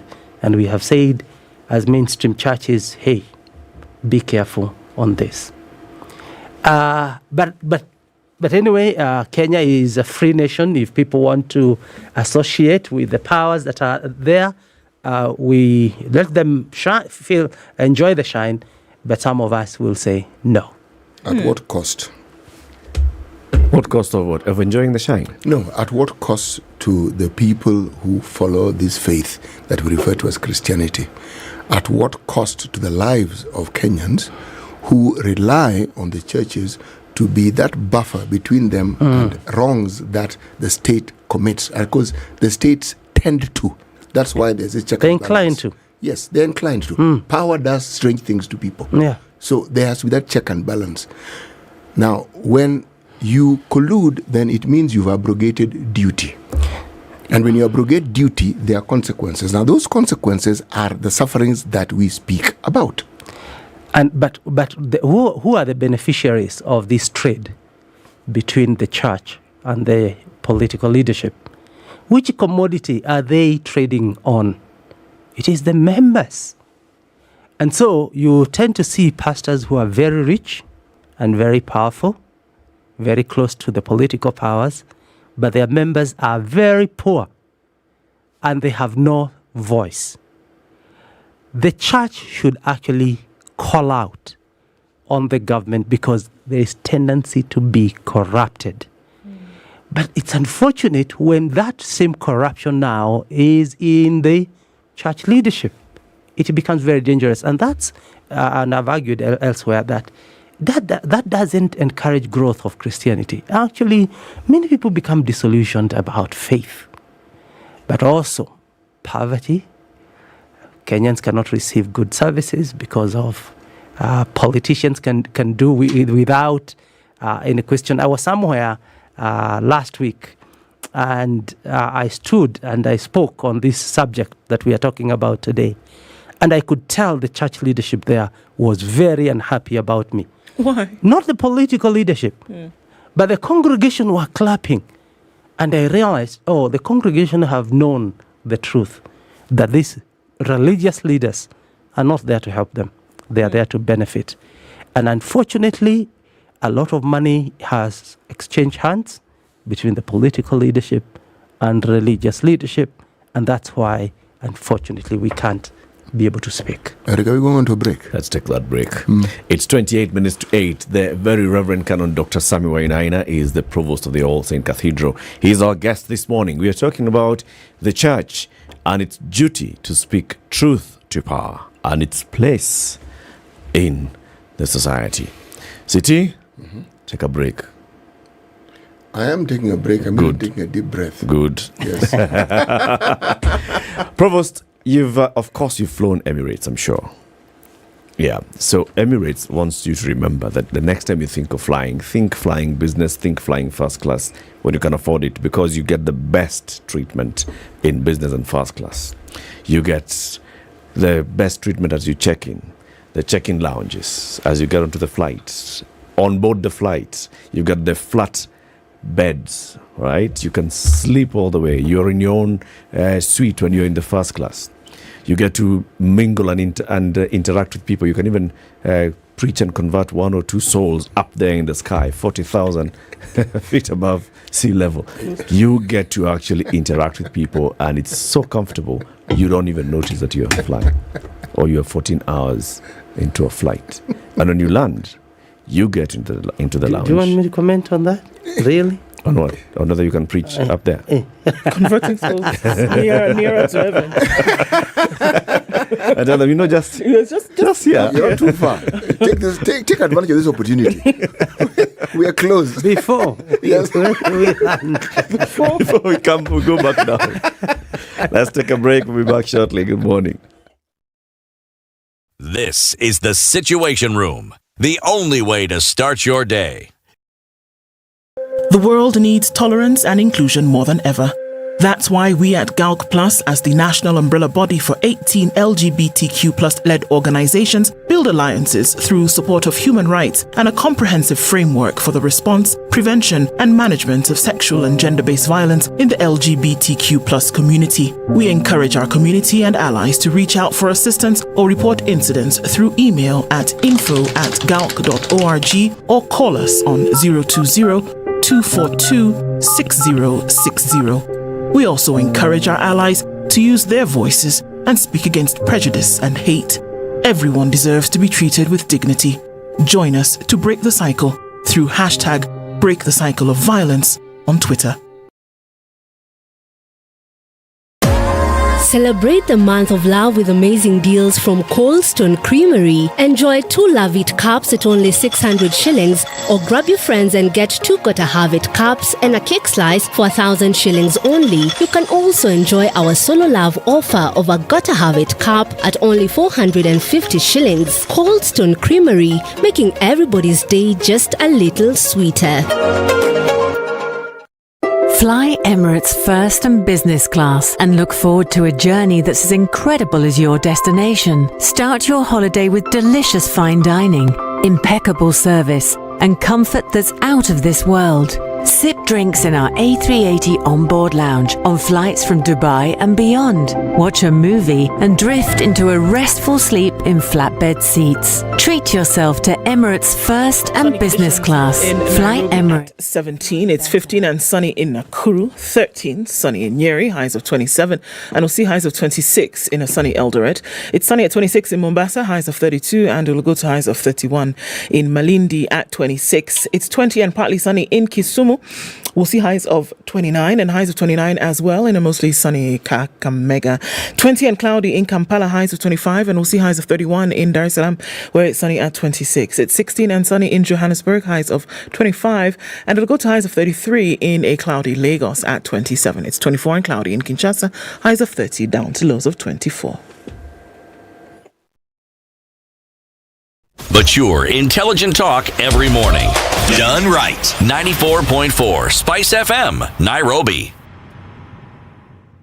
We keep seeing heavy traffic on the Thika Superhighway this morning. We're looking at Outer Ring at the junction all the way out towards Kiambu County. It's busy on Juja Road this morning, specifically going towards the junction of Eastleigh and then out towards Muranga Road. So that looks really busy today. Also, we're looking at Kangunda Road, which is doing the thing as well as Manyanja Road. Everybody trying to connect through to Outer Ring and then into the CBD. But we're seeing a lot of movement there. So it's a busy Wednesday morning that side. Let's look on the other side of things out towards Westlands. Heavy on Naivasha Road, heading out towards Ngong Road. Ngong Road is pretty busy. Into Lavington, James Gishuru coming in from Zima Springs. That all looks pretty busy right about now. We are in traffic hour. Looks like we'll be here for a couple of hours this morning. Let's know what's going on where you are. SpiceFM KE on Twitter.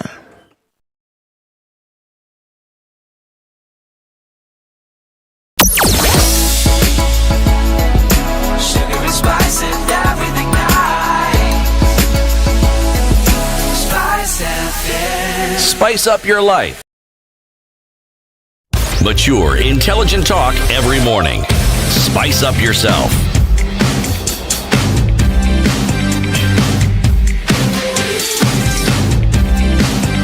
Mornings done right.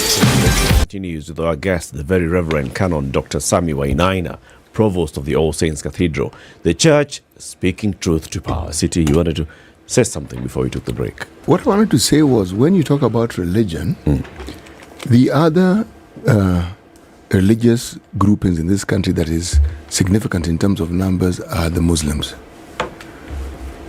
In many cases, the sort of problems that we speak about with reference to the Christian churches, you will not necessarily find among the Muslims. Not really. If you ever go to a mosque, it's one of those places where you'll find enormous equality. There is a way in which they conduct their affairs, and there's a way in which they speak truth to those who are in positions of power from among their congregation. Because all these leaders we speak of, we are a predominantly Christian country. These people belong to churches. Not one church, the diversity of churches that exist in this country. So the opportunity for those who are in leadership within the church to speak to their congregants, not the leaders, you're a congregant when you're in church, it's enormous. But if they collude as opposed to providing the service that they are called to do, then this problem keeps rising. The fact that the check and balance that we speak of is not as evident as it ought to be, it tells you that they are not being told what they need to be told. Well, it's the religious culture we have created. Yes. The Muslims, and it's good to look at Muslims beyond Kenya. They can also have their own chaos and problem. Religion is a religion. Every religion needs regulation. Otherwise, it becomes abusive. But If you look at Kenya, the kind of culture we've created, it's a culture where politicians come to church to speak. And I keep asking them, there are people who have been members of the cathedral for such a long time. Where do you get the right here to come and dictate or to say what you want? Even me as provost, I don't just speak for the sake of speaking. I speak God's word. I respond to matters of society that are important. I don't just talk. There must be a regulation. But we've created such a bad culture that politicians misbehave in churches. But pastors are very happy. Pastors are very happy to entertain such people. Let's give credit where it's due. The former president, Uhuru Kenyatta, would come to All Saints. I would give him the podium to say hello, and he would only say hello. He never uttered a single word. And that's why whenever he came, I wouldn't be worried. Why? Because I know he doesn't even expect. There's no even protocol. It's me who would invite him. And he would say hello and say, I'm happy to worship here. But there are people, if you hear they are coming to church, shudder. They will take away the church. But clergy have neglected their responsibility, whether it's responsibility, duty, or calling, to actually call out on these evils. Either we have become very fearful, or we have been compromised so much that we are not able to speak. You know, what we need from government are not prayers. Prayers we will make, and we do make. What we need from government are services. When you hear a very senior government official saying that there are shares, there are some shares, and if you are found on the line, you can be asked to move back because you don't have shares. And it's not coming from somebody simple, it's coming from a number two. Then you actually know you are in real problems. Surely, as a clergy, with a congregation that is needy, would you be quiet about such a thing? So I keep asking, is it me who live in a different world where I observe things? Don't they see? Can't they talk about them? And some of them, if religious leaders who are close to that power can use their influence, they can be able to tell them, hello, please be careful with what you say in public. Because there is a lot of careless talk from our political leaders. Number two, we are away now from politics. You promised to deliver. Simply deliver. That is all about. Let's not sanitize or trying to make government religious so that we don't question them. If they said they are going to do something, they have manifestos that are in public. Let them implement their manifestos. Otherwise, why did you ask us to elect you? And when you are elected, you're not just elected by a few people. You are elected as a president of the nation. Please serve Kenyans and give them a better life. We are all taxpayers, so we are shareholders of this country. And some people have no bigger share than the others. And simply political leadership or religious, it's servanthood. You are there for the sake of others. But there are different layers of leaders, right? And when you talk about speaking truth to power, so we speak truth to power to the national executive. We also need to speak to power to the legislators who also have a mandate from the people and a job to do. Speak truth to governors, speak truth to MCAs. Do we do that? Yes, it's across the board. The danger that you start seeing now in Parliament is buying off people so that you can have the majority. Well, that is okay. It weakens the opposition. And you can see the executive trying to influence Parliament, which is good yet very dangerous. Yet they are separate. Executive and Parliament, legislature are all separated. When you see a judiciary that seems to be under some control somewhere, you start questioning. I agree with you, Latif, that we must check everyone. But you see what? I'm not employed to go checking on the JDs of people and checking on their performance. There are checks and balances within that particular system that should be able to say, hey, you're not serving people. But we, from where I stand, we have very powerful governors, but they don't use their offices to serve the people. So the problem of leadership is not just executive. It is something that cuts across this country. And that is the effect of corruption. Corruption can affect those who are in political power or even religious. So I'm not exonerating religious leaders from any form of corruption. Yeah, and if we have chosen to be a corrupt nation, then we produce corrupt leaders. Everything then becomes chaotic that you cannot be able to change a nation. You know, the strange thing about what we refer to as corruption is the insidious nature of it. It doesn't hit you in the face as the monster you see eventually. No, it starts with little compromises. You ignore this. You accommodate this. Let this go. You let this go. You let it slide. You tolerate this. And so, with time, something that begins as a suggestion now becomes a full-blown lie. You've been accepting it in bits and pieces, so it isn't. It is. You'll swallow. Yeah, you'll swallow and say, you're taking it in bits.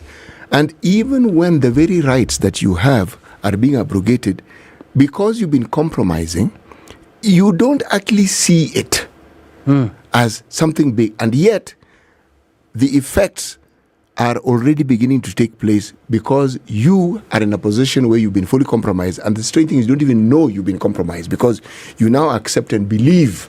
And whatever it is that you're told now becomes something that you quite easily accept. Now, unfortunately, this is the mantra that has been sold with any great atrocity that this planet has seen. Whether it was the selling of communism, whether it was the selling of Nazism, it didn't start by someone telling you something that was outlandish. No. It was a small promise laden with lies, and it just goes along. By the time you realize the full-blown nature of it, the harm that has been done is profound. It is actually in the system. It is in the Constitution. Yes, it's part everywhere. of. And what you've done is you've actually sold your soul, and you don't even realize. Yeah, exactly. The stories that people like giving examples of are the Rwandan genocide and the World War II atrocities committed by the Nazis. There's a book called Ordinary Men, written by a gentleman called Christopher Browning. He talks about ordinary police officers in Germany who were taken to Poland. When you hear of Auschwitz, when you hear of all these concentration camps, Poland had their fair share of it. Ordinary people, regular people who would tell right and wrong, and how gradually they slowly metamorphosize in this system, and they go to a point where they're the people who would drag pregnant women out in the street and shoot them in the head. But the ordinary people, how that system systematically, slowly corrupted them to the point where they could do something which, had they been asked at the time when they were going to Poland, they would have said they would never do such a thing, but they were doing it. It's ordinary people who commit these great atrocities. It is ordinary people who tell these outlandish lies. It's ordinary people. But the process that they go through now, the check and balance that the church provides is to put a halt to these promises and say, folks, we're heading in the wrong direction. Don't get there. This is where we need to go. Religious organizations, whatever faith it is, that's what they do. Because now that is now the moral duty. Yeah. It superintends everything else. You seem thoughtful. I am. I'm just saying there's so many things that, there's so many things then that come into question when we're talking about then, moral duty and, position that the church has. I think it's interesting, Provost, that you said, look, government has no business doing certain things. No. Government leadership has no business doing certain things. Over the weekend, we saw that this whole conversation about LGBTQ, the homosexuality, again, has made its way back into mainstream conversation. What is the position? What are your thoughts? What are your sentiments about this? If, again, we are looking at, who should then lead the conversation when it comes to some of this? I didn't know you would swing into that, although I suspected this was going to come. But City, you have actually brought it very nicely. It doesn't, any form of corruption, because even there's sexual corruption, it doesn't start with a big lie. It starts with small compromises here and there. By the time you realize, it is now part of your judicial system. Like now in Kenya, we used to talk about homosexuality as if it's a child play. Only then we could talk of what is happening in America and in Britain. And we thought it is very far away from us. What has happened now? The Supreme Court of Kenya has actually said they have the right to associate. I agree, they have the right to associate. But there are many other groups that cannot be registered. For example, if Association of Axe Murderers. Yeah, perverts, all manner of perverts. Why don't we register them then and give them the right? And now what will happen? While I agree they have the right to associate, and I know they are in our communities, even in our churches, gay, lesbian, they are there. What now will happen? Because now they are becoming a minority.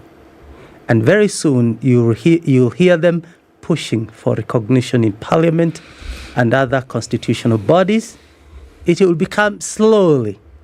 But now, with the NGO money, with the influence from the West, it is likely to take root quicker. Again, with the social media, within few years, you are likely to see Kenya gone. Now in South. Oh yeah. What does gone mean? It will mean Sounds like you're saying it's lost. Okay, lost or gone are the same things. But what I mean here is it will become regular, it will become normalized, and it will be part of the system. And that is wrong, Provost? It is. Why? It is. Sexuality is a very sensitive and divisive issue.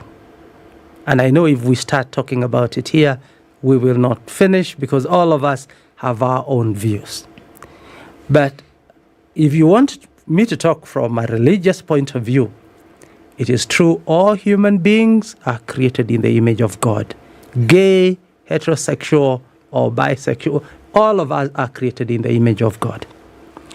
But also, there are certain things that God says no to. And you don't need to dig a lot in the Bible to actually find that actually it's an abomination. And the Bible is straightforward. In fact, it's not, you can't guess. It is like straight. A man, if you look at Leviticus, if you look even Romans chapter 1, it is straight. That when people become rebellious from God, then God gives them to unnatural practices. So it's like God saying, now then, have it, but it comes at this cost. So from a biblical point of view, homosexuality is actually a sin, and it's a dangerous one, and it doesn't build a society. It actually destroys them. Unfortunately, sometimes the church thinks if we become very accommodative, the same culture of corrupting things slowly, that the world or the secular will come to church.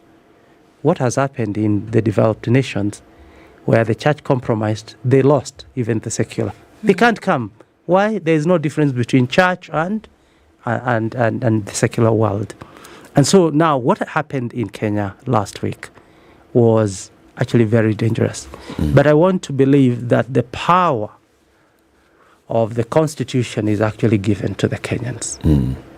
It is Kenyans to decide. To make the decision. If we want that to happen, we shall become. Provost, it sounds to me that you acknowledge the presence of the LGBTQ, but you're opposed to the recognition of the LGBTQ. By the way, remember I'm a pastor and my work is pastoral. So I deal with human beings.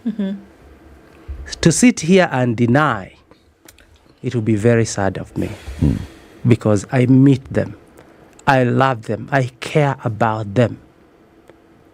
And I have even helped some who are either introduced to this. And by the way, there are people born with certain conditions which could be medical and they can be corrected medically.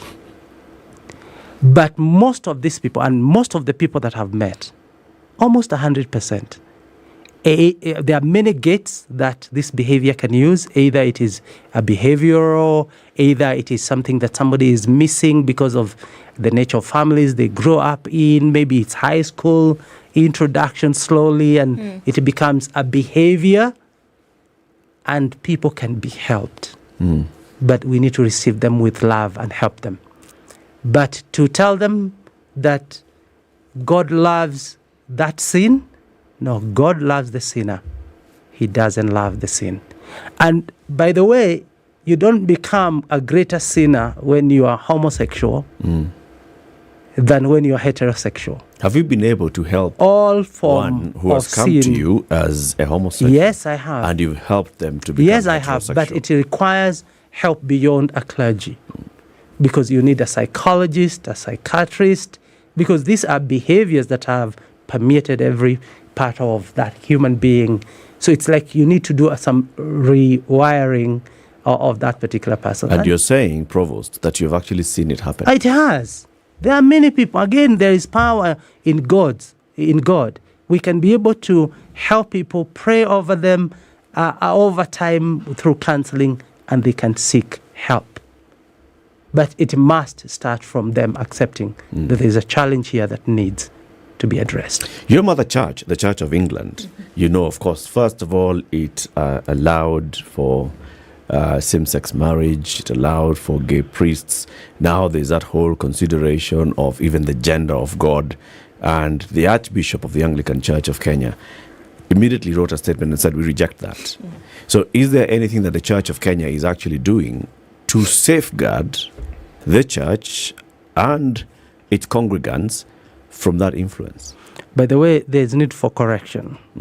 What happened in the Church of England, was it last month now? Yeah. They didn't approve marriage of... same-sex marriage. Same-sex. They didn't. And that, I've read it everywhere. That was not true. Okay. They actually upheld the canon of marriage between husband and wife in a long-term relationship. Heterosexual. Okay. But what they did, they were kind of sympathetic to people who are in relationships and they are in church. And they were talking of the blessing. And they had their own debate. And what I've said again in public is, while I do not support at all same-sex union, what I saw in England that time is a church discussing their socio-cultural problems and trying to find a solution. Does the church in Kenya sit down, debate on the socio-cultural problems that we have? And so if there's anything that I would carry from there, it's not about homosexuality. It's about a church that is responsive, proactive to the challenges of society. Now, how do you help people? And what is the church doing? And let me talk directly. Number one is to give info. Number two, it is to continuously invite people who need help to come. Those two.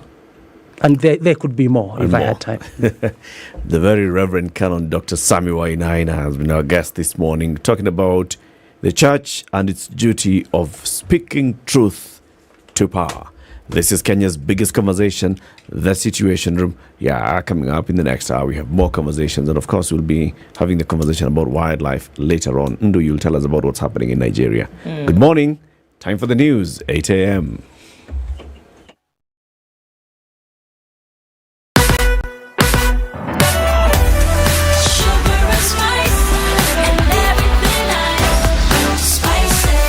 Spice up your life.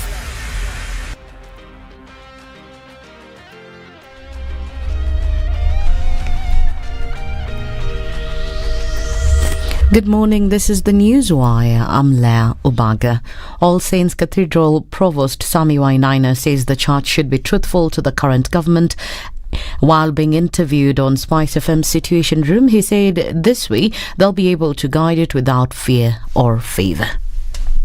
The church should be close enough to commend where people do well, but also far enough to tell them that is wrong. The moment you bring the two together, again, to repeat the word, cultic happens, and cultic power is very dangerous because it is one person who is too powerful to influence you. Their word becomes the law, and when you challenge such, then you are seen to be the enemy of the establishment. Provost Father stated while giving an example of the Nakuru rally meeting that some church leaders had been compromised. He added that names such as Thanksgiving and Fellowship had been reduced to political terms. In Kenya, we need to be careful with the word prayer or fellowship or thanksgiving because they are not religious terms per se, they are political terms. The government should never organize prayers. That's not their mandate. Ask the church to organize prayers, and as the leadership, the political leadership, join in. But now look, and let's use Nakuru rally for example. It is 4 hours of prayer and thanksgiving. Then you use an hour to do the sermon and prayers. Then after that, 3 hours of politicking and doing the same sermon, and then the clergy are there seated, entertained, even one of them saying we should revenge, even saying arrest me, let me be in prison so that by the time this guy comes I can deal with him. And clergy are there entertained and they can't stand to, I wouldn't, either I will walk out or I'll go to the podium and say it is either a prayer meeting or political meeting. And as Kenyans continue to react to Azimio leader Raila Odinga's interview that was on KTN News last night, he reiterated that he's not interested in a handshake with President William Ruto. Raila further dismissed allegations that his members were holding secret meetings with Ruto over a possible handshake. Raila further said that he can only hold talks with Ruto if he fulfills 3 things, which include opening the IBC servers, stopping the process of appointing new IBC commissioners, as well as reducing the cost of living. Raila has also strongly defended his drive to fight for justice in electoral systems, saying otherwise elections will continue to be meaningless. If the people feel that the outcome will not reflect their efforts, then they just stay at home. Okay. So you see the drop from 2017 to this time around. Exactly. And if what has happened just now persists, I can tell you without fear of contradiction that 27, you'll be lucky to get 50%, even 40% turnout. Nandi Senator Samson Cherargei now says immigration officials who cleared former Interior CS Fred Matiang'i to travel abroad should be investigated. Cherargei says that Matiang'i should be repatriated to face the law. The State Department for Citizen revealed that Matiang'i left the country a week before he was summoned to appear before the DCI. The detectives wanted to question him over the alleged raid that took place at his current home on the night of February 8th. Last Friday, Detective Michael Sang directed Matiang'i to appear before him at Mazingira House at 9 a.m. without fail. And finally, Nigeria's Electoral Commission has declared ruling party candidate Bola Tinubu president-elect after a disputed weekend election at a ceremony that was snubbed by the 2 main opposition parties. Tinubu's victory extends the ruling All Progressive Congress Party's grip on power in Africa's top oil producer and most populous nation, though he inherits a litany of problems from the previous president. The former governor of commercial hub Lagos got 8.79 million votes ahead of his main opposition challenger Atiku Abubakar's 6.8 million votes. Peter Obi, an outsider popular with younger voters, garnered 6.1 million votes. That's the Newswire. I'm Leah Ubaga.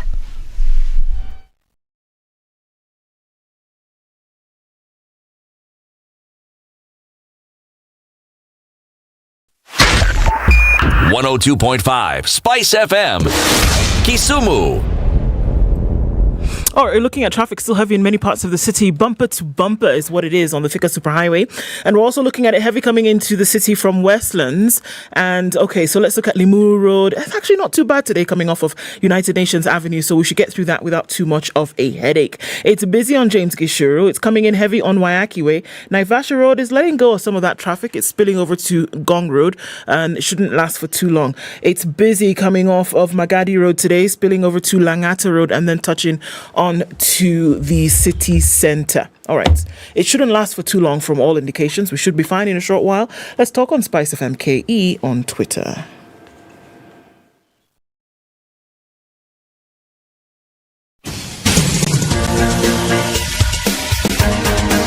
This is the Situation Room, the home of hard-hitting political commentary and penetrating insights about the state of the nation. This is a talk radio experience like no other. The Situation Room, a place for hard truths, debates, and elevated conversations. The Situation Room, witty, political, engaging, deep, controversial. In the room, we have C.T. Muga, researcher, academic, seasoned political observer, a fountain of wisdom in these politically uncertain times. Ndu Oko, Nigerian by birth, Kenyan by choice, communications expert, Pan-Africanist, a truth seeker and believer in people power, and Eric Latif, agent provocateur, the man in the chair, seasoned journalist, news hound, a man who believes in punching up, not down.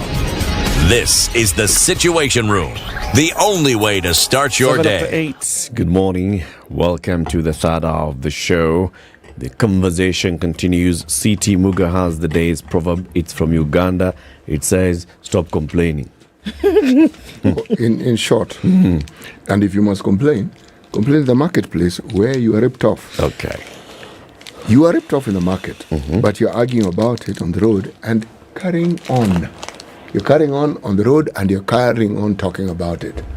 And you're ripped off in the market. Yes, but it's in the market. And as you keep walking, you're moving further and further away from where the ripping off took place. So. Okay. Ndu, there's some breaking news that's coming out of Nigeria this morning. Indeed, INEC has announced this morning that Bolaji Tinubu, who was the APC candidate in this year's presidential election, has won the vote, or rather has won the election with a percentage of 36.61. All right. So what are we looking at in terms of a threshold? You must have won 50%. Then you must have then won 25% in 2/3 of every state. It is a federal system. So we're looking at 25% in 2/3 of the 36 states. Right. So the numbers that we're looking at now from a registered vote of 87 million, from a population of 200 million, 87 million having registered to vote.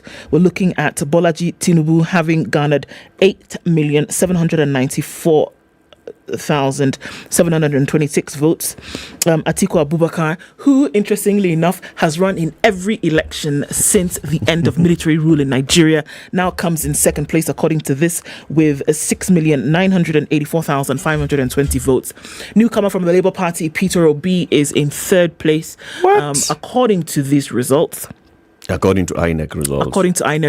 You don't say these results. It may sound like they're just some fake results. But I led with INEC. Did I not lead with INEC? We're still the same. Thank you. So now we're at 6 million with OB, 6,101,533. That gives him 25.4%. Now, Rabiu Kwankwaso was in at 1,496,687. That was 6.23%. The interesting thing now is that they've done, with the remaining 8 candidates, they've grouped them all as others. Others have a combined 1 million. Combined vote of 648,474. The number 4 candidate has 1 million. The number 3 candidate has 6 million. Indeed. The number 2 candidate has 7. Number 1 has 8. Yes. Now, these are the discrepancies that many of the parties, the 11 parties apart from APC, which is the others, the 11 other political parties apart from the All People's Congress of Nigeria, which is the party that Bolaji Tinubu ran under, which is also the party of outgoing President Muhammadu Buhari. Every other party complains about INEC's fault INEC for a number of election malpractices, one of them being extensive and deeply entrenched vote rigging.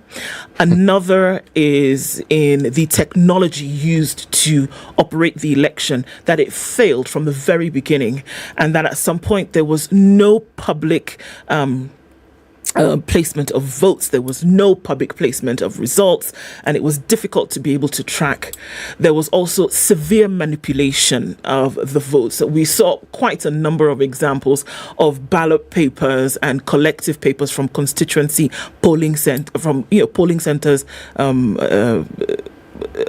many wards having then been manipulated by hand, and there were very, very many examples of this.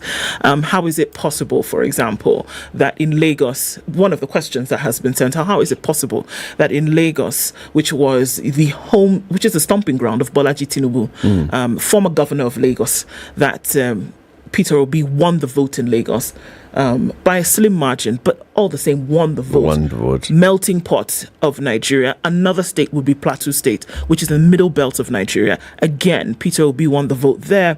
And the question is, how did this not then topple the apple cart in terms of numbers? Because we're looking at high numbers in terms of votes and population, as well as electoral activity has always been high historically in these two states of Lagos and Plateau. So those are some of the questions that are being asked right now.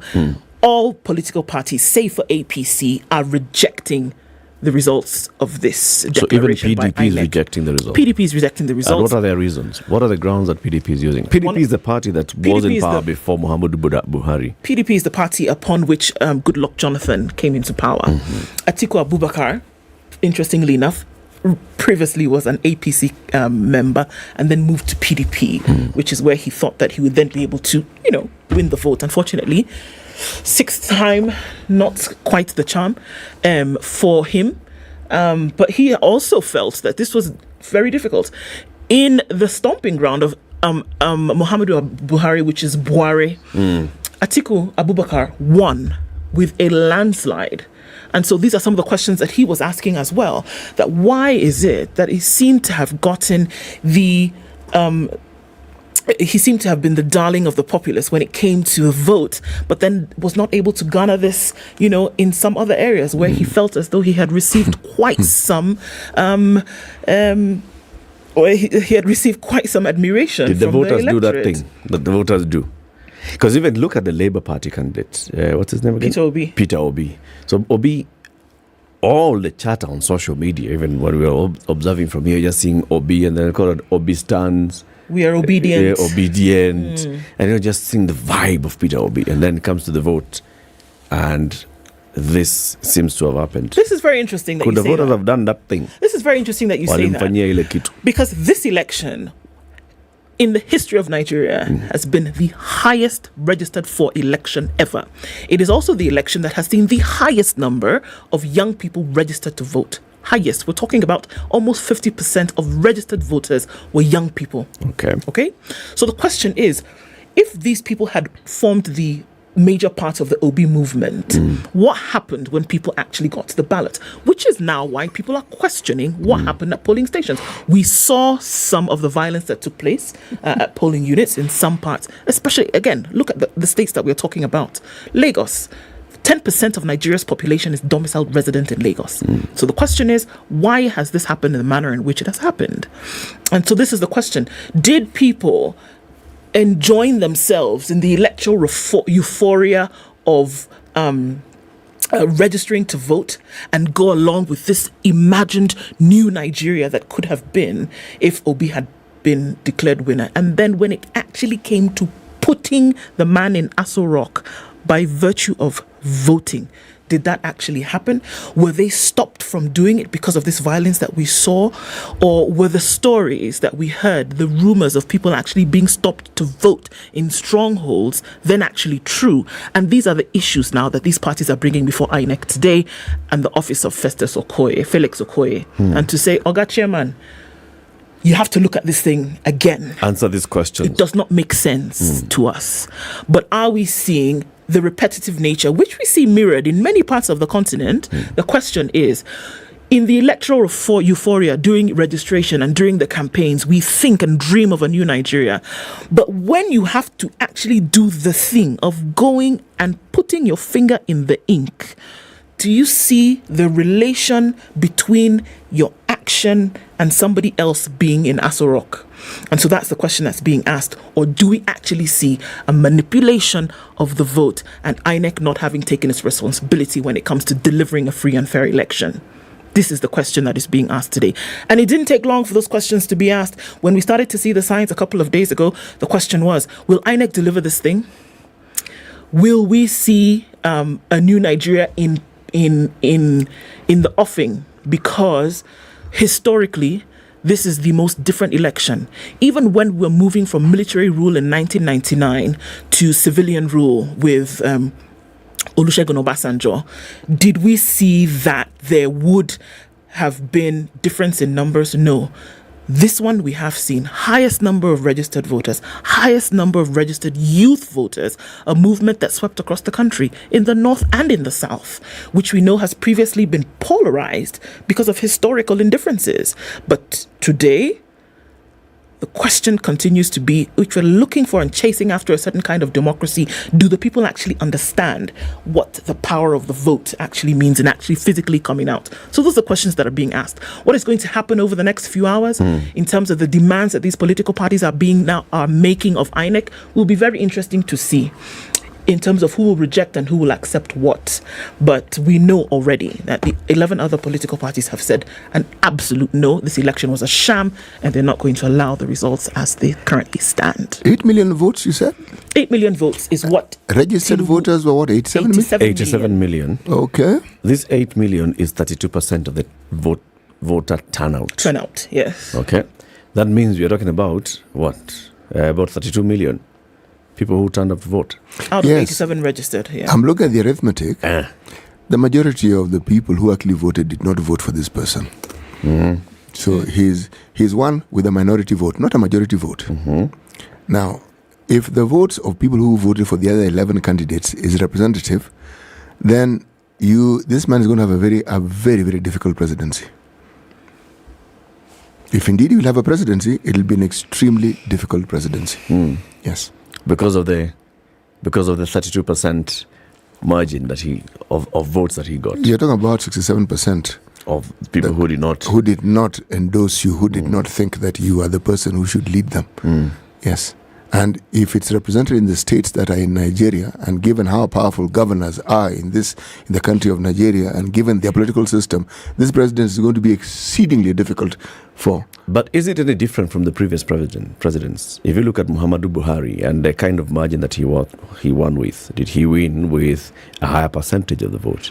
No. Did Goodluck Jonathan win with a higher percentage of the vote? Interestingly enough, Goodluck Jonathan's first term came as a result of the fact that President Yar'Adua died in office. Yes. Now, his second term, he actually did have the backing of the people. It was interesting to see that they said, look, this man has started something. Let us see where he's going to go. Remember, the bone of contention that many Nigerians have with Muhammadu Buhari today is that the gains that Goodluck Jonathan had made towards the end, that they had all seemed to be pulled out from the root and tossed.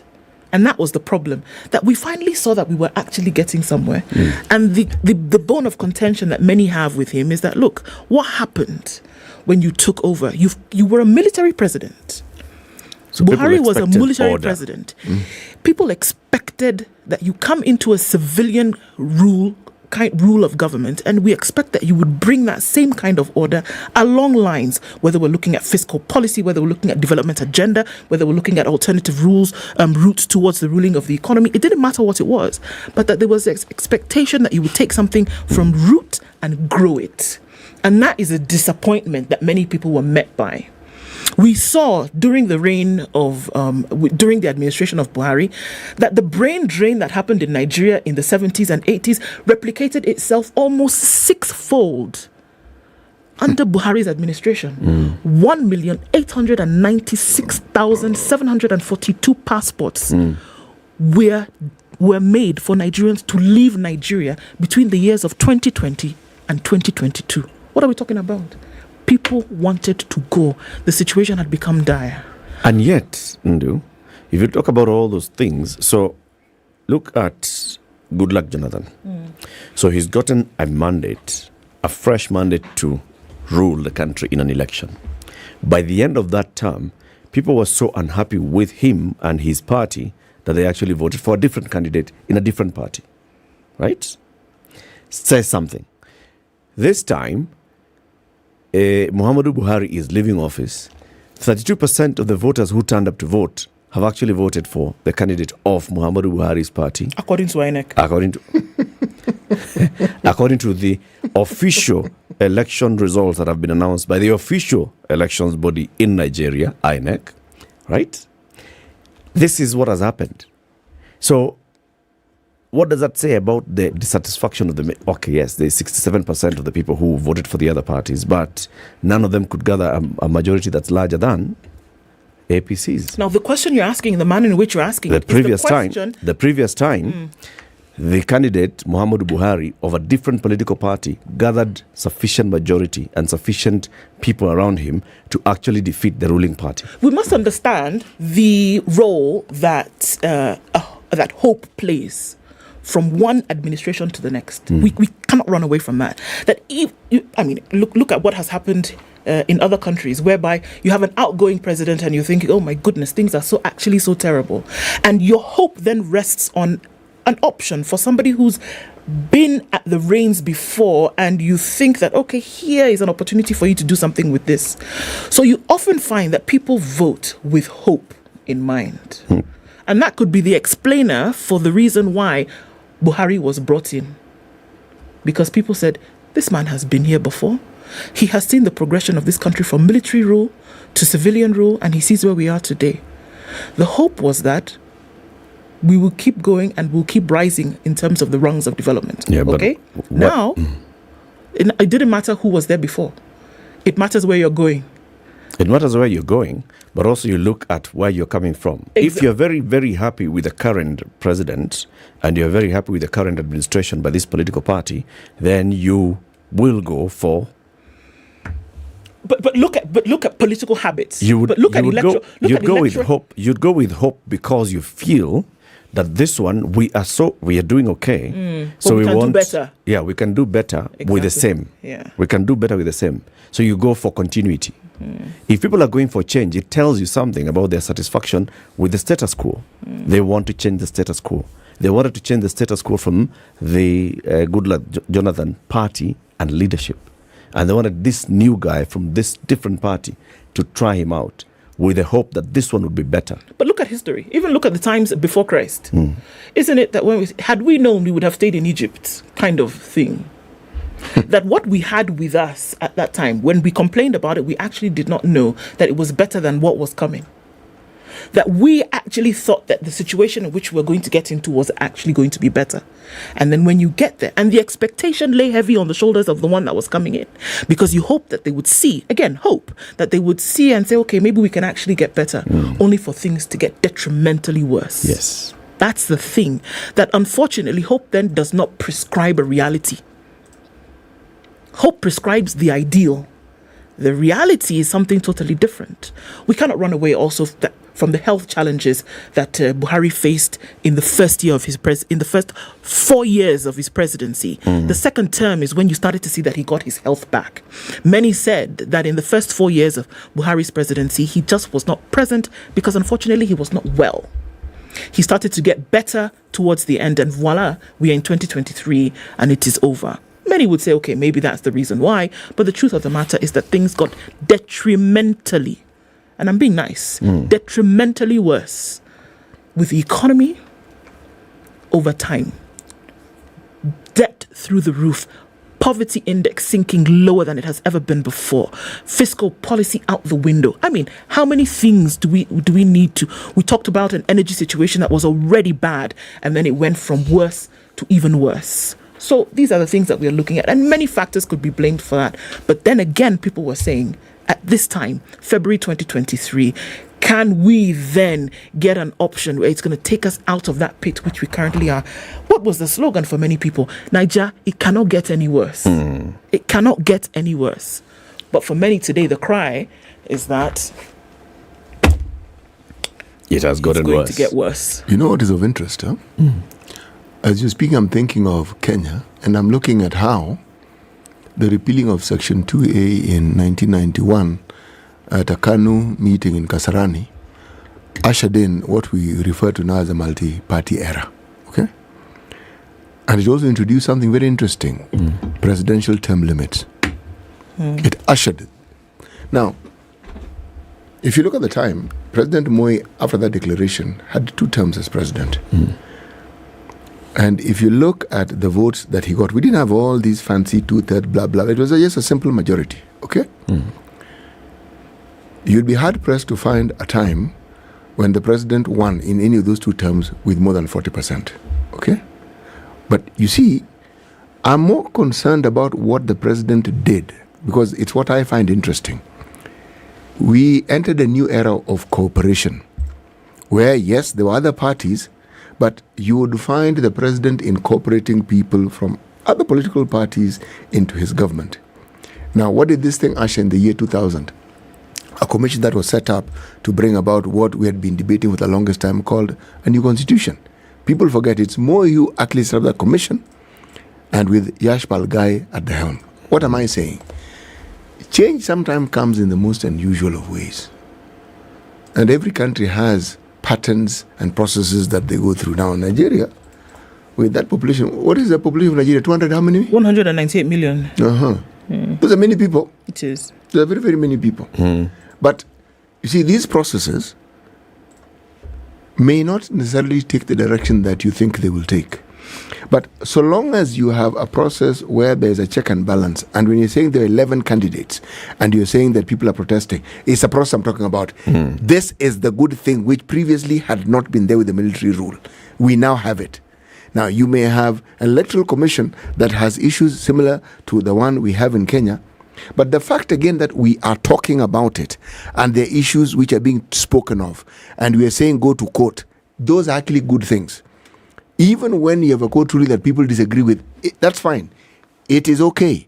You have a court. They have a mandate. Even as they issue their pronouncements, they are also being judged. These processes, in terms of how the country grows in understanding the sort of democracy that works for them, is a very good thing. Because they're working out their own democratic processes, perhaps not with fear and trembling. In this case, it's a lot of hunger and tribulation, but it is the process of working things out. So it is not all bad. No. There's hope. Oh, What you're saying is, what you see here, you're seeing a country that is moving. I am seeing the country moving, and in my mind, they're moving in the right direction. Because in the time of military rule, if such a thing were to happen, would you talk about it? What? Would you discuss it? Say what?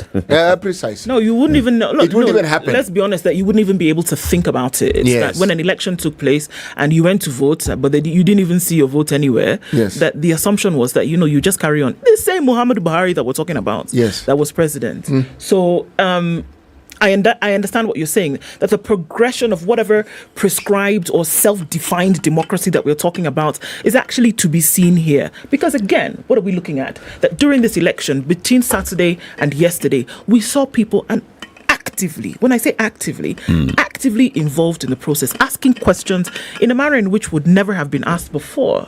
That Nigerians then being we talk, make noise, but now being actively involved in the process. Actually turning up and asking questions, interrogating a system, being bold enough to speak directly to Felix Okoye and say, Oga, what's happening? You see? How far? Things that would never have happened before. Something to be said, though, about the turnout. So, 80 million, how many? 87 million registered voters. 87 million registered voters. This is the highest number of registered voters. Okay. Ever. Previously, there were 70 million or so? No. The number that was given before this was 56. Now, if I can just stop you there, just to give you 56 million. You know why? There's also the argument here that's coming from other quarters that there was a lot of attention that was paid to registration of your PVC, okay? Personal voter card. Get your PVC, get your PVC, get your PVC. So it almost became a mantra. Get your PVC. Okay, so now you have your PVC. It's like your voter's card. It is a voter's card, that's what it is. So now you have your PVC. There was no attention as per, okay, now turn out to vote. Use your PVC to actually... So the conversation started and stopped at get... Because the thing is... Get your voter's card. Translate. Now that you have your voter's card, we don't have... Can you get the people onto the... Thank you very much. Polling so I see the progression that we're talking about. So now that you understand your role in this thing... So you almost like increase the voter turnout by 30 million people for this election. Now, if you look at the voter turnout in the previous voter registration, voter turnout, if we look at if 8.7 is 32%, it means that the voter turnout was what? In the ranges it's less than 50%. Less than 50%. Okay. Yeah. In the last election of 2019, Muhammadu Buhari won with 56%, but the voter turnout then was 35.6%. In 2015, when he won the first term, the voter turnout was 44%. So you can imagine there's always less than 50% of the folks who have registered who that actually turn out to vote. It's a conversation that ought to happen here. Why would you have such a huge number of people who are registered to vote not turning up to vote? For me... And what does it then do to the winning candidate? Absolutely. And for me, that is the conversation that needs to happen. Because how does you registering translate into putting your preferred candidate, for example, in Aso Rock? That's the question. That you can shout, there can be campaigns, there are millions of naira that have been spent to get people to actually register to vote. Young people between the ages of 18 and 30 registering, people coming back from the diaspora to the country register. To register. Yes. But then what does it mean here? And I think this is the kind of voter education. It may sound so basic, like who wouldn't understand that you've registered but actually come out on the day. We had people who were even diaspora voting. We had people who would be on social media talking up a storm, who represented a large majority of people who talked about the process but are not involved in the process. And I think that is actually what needs to happen across board. So what are we talking about? You register, but you're not actually involved in... Are you actually involved in turning out so to then vote? Do you reserve the right to complain about the individual then that has been put in office? Whether it is INEC's official result, whether it is your perceived result, do you reserve the right to complain if you registered but you didn't turn up? If you did, or if you're a candidate, you actually were not able to mobilize your supporters to become voters, where is a gap? Because very many of the people that we're talking about, very many youthful people registered to vote. Very many of these youthful woke people, even those in the diaspora, working class, who are going for the Labour Party candidate, appear to be like the bastion of the support for the Labour Party candidate. Did they turn out to vote? Did they? And what happened? This is a conversation to have. Nasser Lalji is saying, you guys, is there any one country in Africa where this Western style of elections work? The debate should be on whether the process is necessary. Look at the wastage of public resources, and the results are always challenged. For that matter, it's not even working in the US. So, this style of voting and all, is it about time that we looked at it as well? Actually... So Nasser Lalji is saying, let's take a break, City. When we come back, we'll discuss that. Remember, fly better with Emirates. When you fly first class or business class, what do you get into? You get an opportunity to enjoy luxury in the skies. This is what I'm saying. I'm telling you. You get the opportunity to enjoy. Sleep flat, not sleep sitting. You can sleep flat. You can wake up, even take a shower. Take a shower. When you land where you're going, take a shower. Nobody would be any wiser to know where did this one just come from. And you're not sleeping flat and you're clearing yourself with like a jacket that you're wearing. No. The way you would sleep in your bed at home, but now you're given in the linen sky. Up there. Luxury. Have a chit chat with people on the lower deck. Come back up to the upper deck. I mean, fly business, fly first class, fly better with Emirates. This is the Situation Room, the only way to start your day. I have a brother. He was a pilot. He was laid off. He came to a policeman. He messed up. He went from a pilot to a policeman. Exactly. He stole a jet. Yeah. In fact, you should be lucky he was not court-martialed. The Spice Drive. Big hair and the biggest hits from the best decade.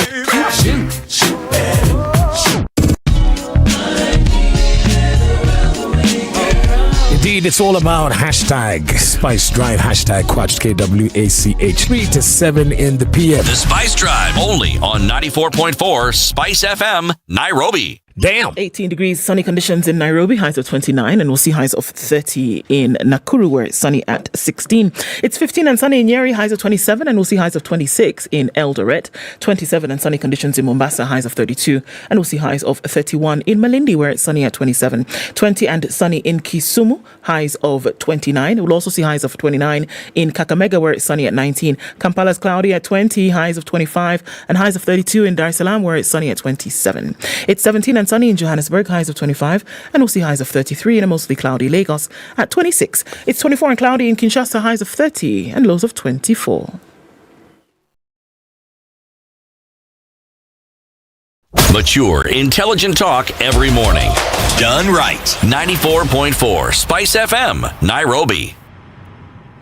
Okay, so it's heavy coming off of Landis Road today, coming from that junction of Jogo Road heading out towards Kamkunji. That's where we see all of a sudden that has happened. It wasn't an issue before, just watch out for that. If you're waiting for somebody coming from Jogo Road, traffic has just, I can vouch for them. Actually, traffic has become a thing.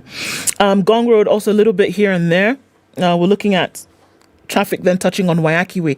Heavy traffic inbound. It's also coming off of James Gishuru. Not looking pretty at all. And it's spilling over towards Kuna there at the Red Hill Link Road. So you might want to watch out for that. And then all of a sudden as well, it's become heavy again off Limuru Road, coming in from Kiambu Road as well. That still continues. We're still in traffic hour.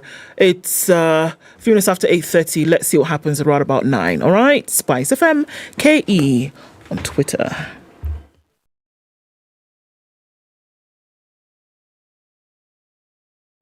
Are you ready? Okay. Spice FM. Mature, intelligent talk every morning. Spice up yourself.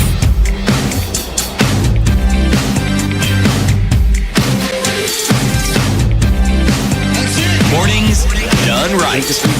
94.4 Spice FM, Nairobi. Nigeria, which went into elections on Saturday, is that the Electoral Commission, what is INEC in full? Wait.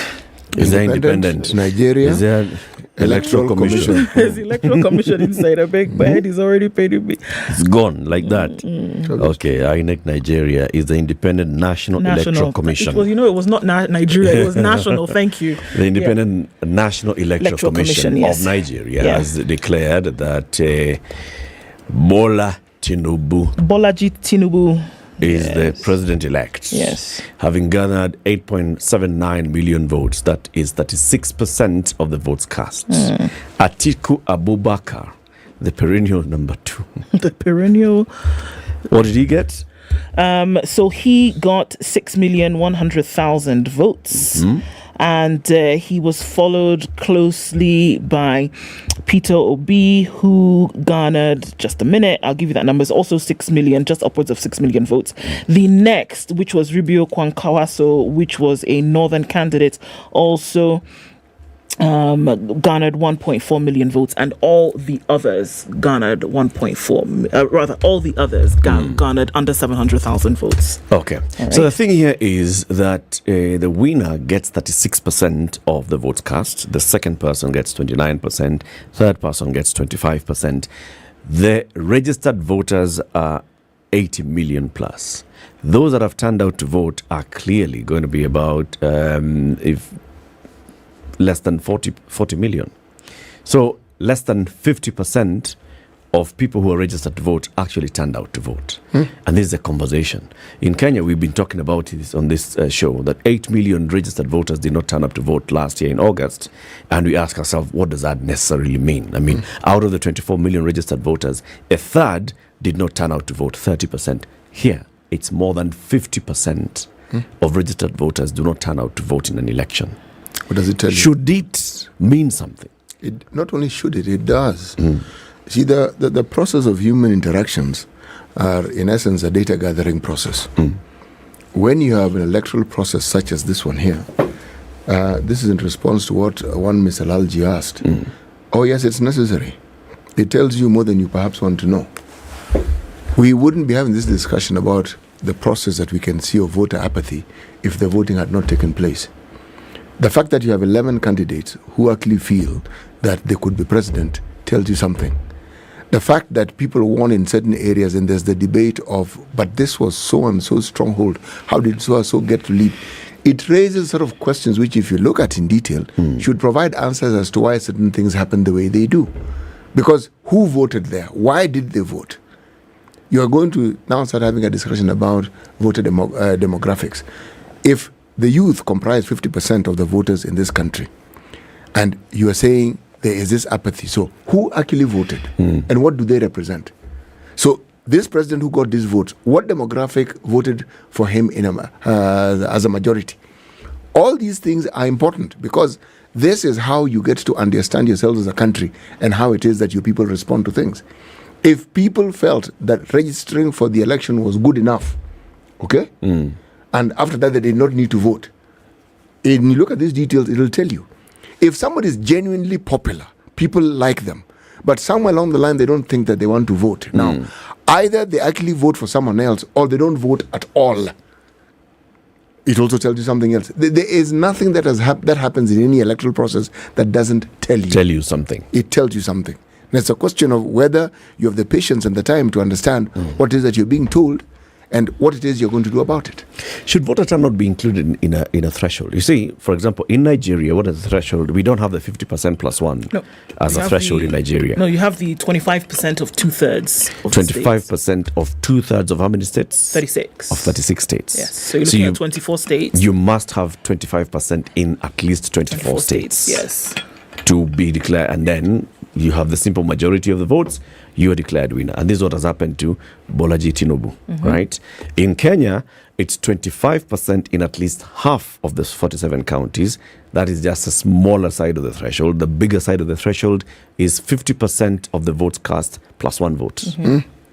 So you must have the majority of votes cast, not just a simple majority among all the candidates. No. And that's a huge threshold. It is. Now, should another threshold be added of looking at this election shall be declared valid if X percentage of registered voters turn out to vote? Actually, your point is precisely it. Should you then say, for instance, that if we go below a certain threshold, we repeat the election? Yeah.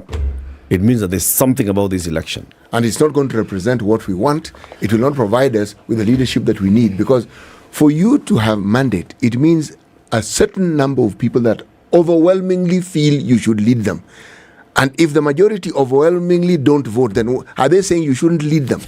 Exactly. It's because there's so many things that are nuanced or otherwise that are coming out of this based on what you're saying. Yes. That if you had an overwhelming number of people who had registered to vote, and for one reason or another, we can throw in apathy, we can throw in some violence here and there as well. We can throw in violence, that violence that may, because on the precipice of fear, prohibited people from voting, then we can say, okay, is that a factor? Is that a factor strong enough to say, okay, then can we look at this thing again?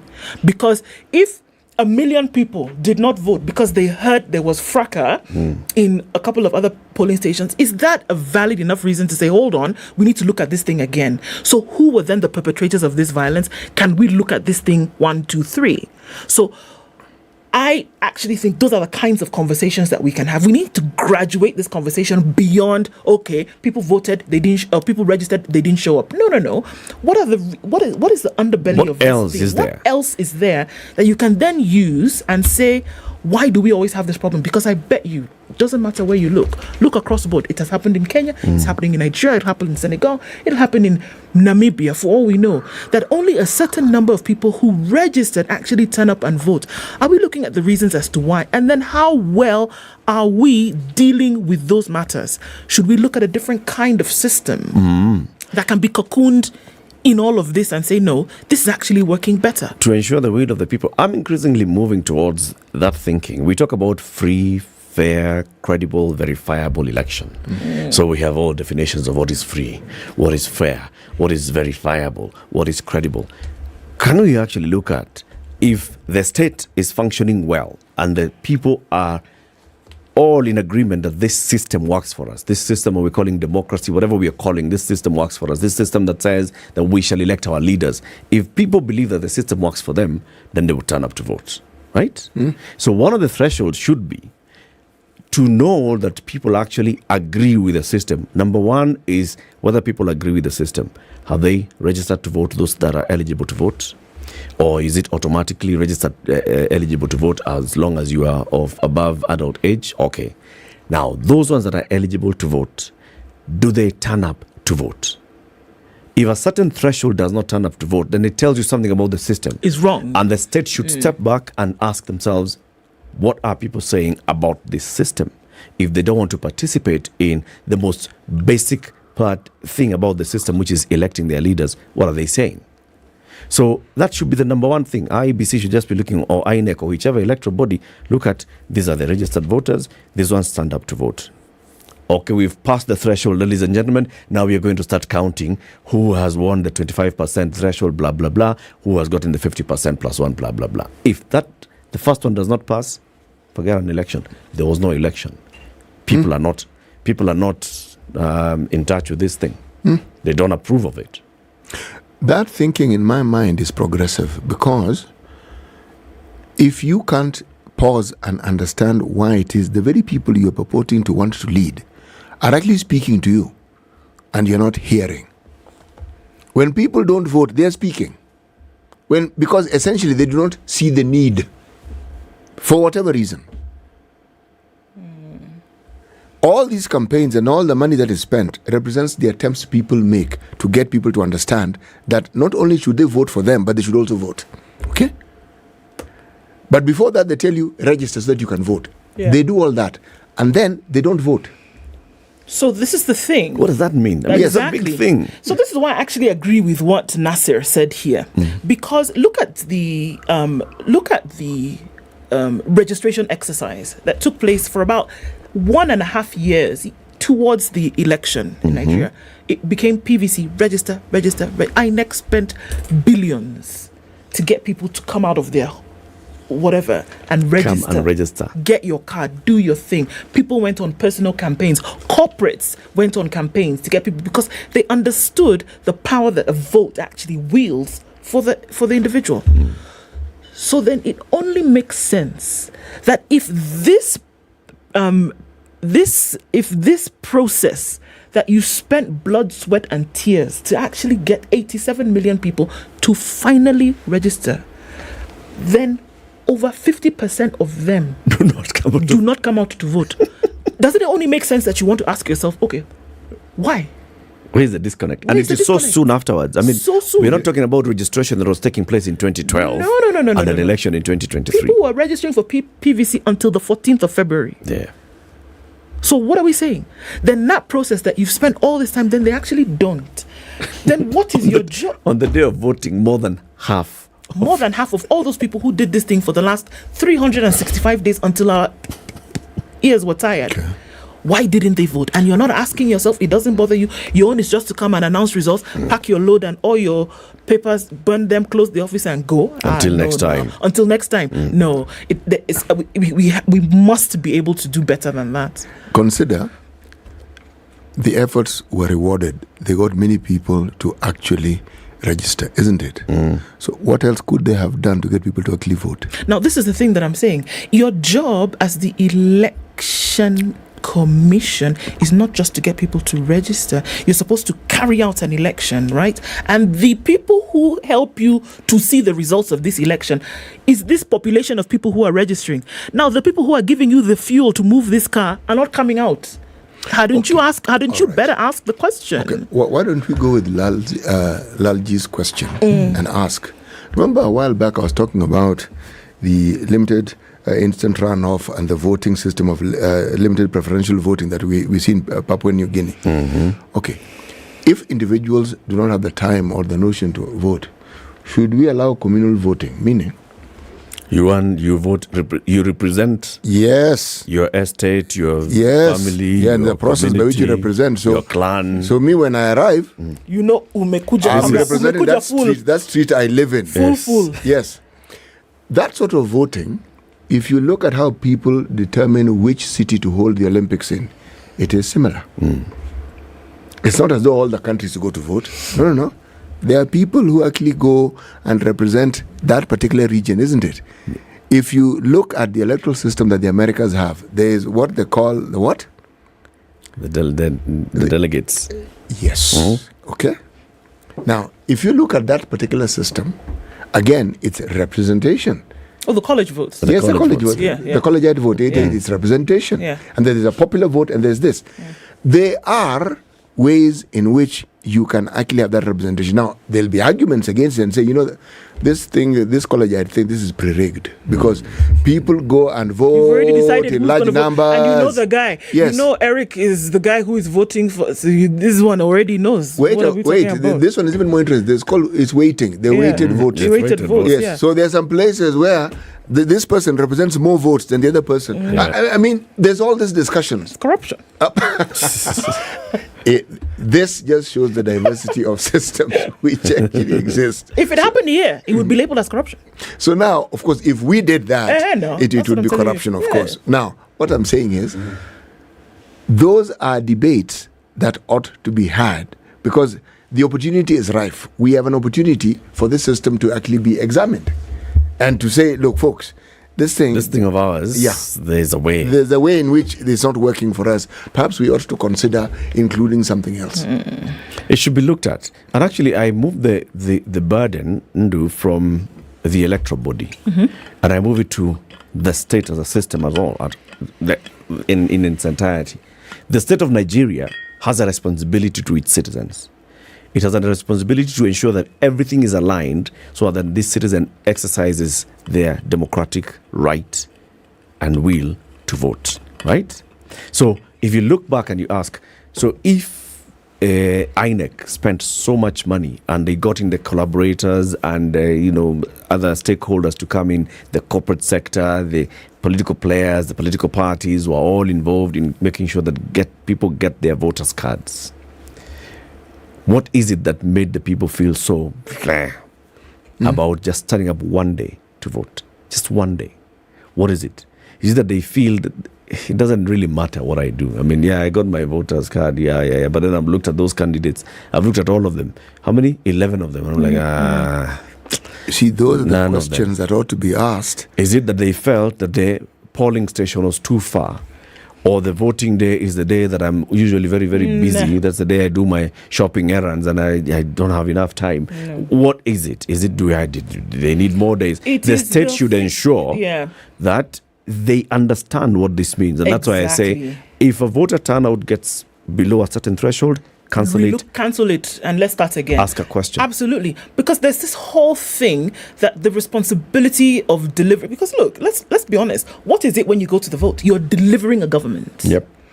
You coalesce with others in the country who come out to vote. You are delivering a government. You're delivering a new administration. That's what you do by the power of your vote, whether you want to call it ideal or otherwise.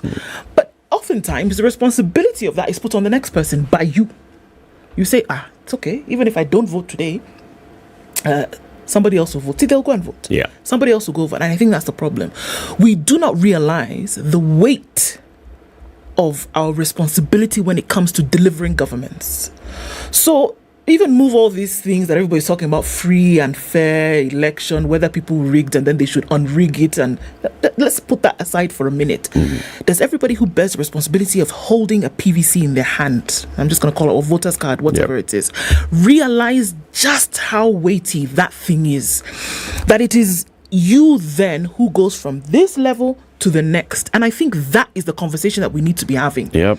We cannot come and be complaining 44%, 35%, 32%. Then we come to 32% again in 2023. And you're asking yourself the same question. And you've been operating in the same way.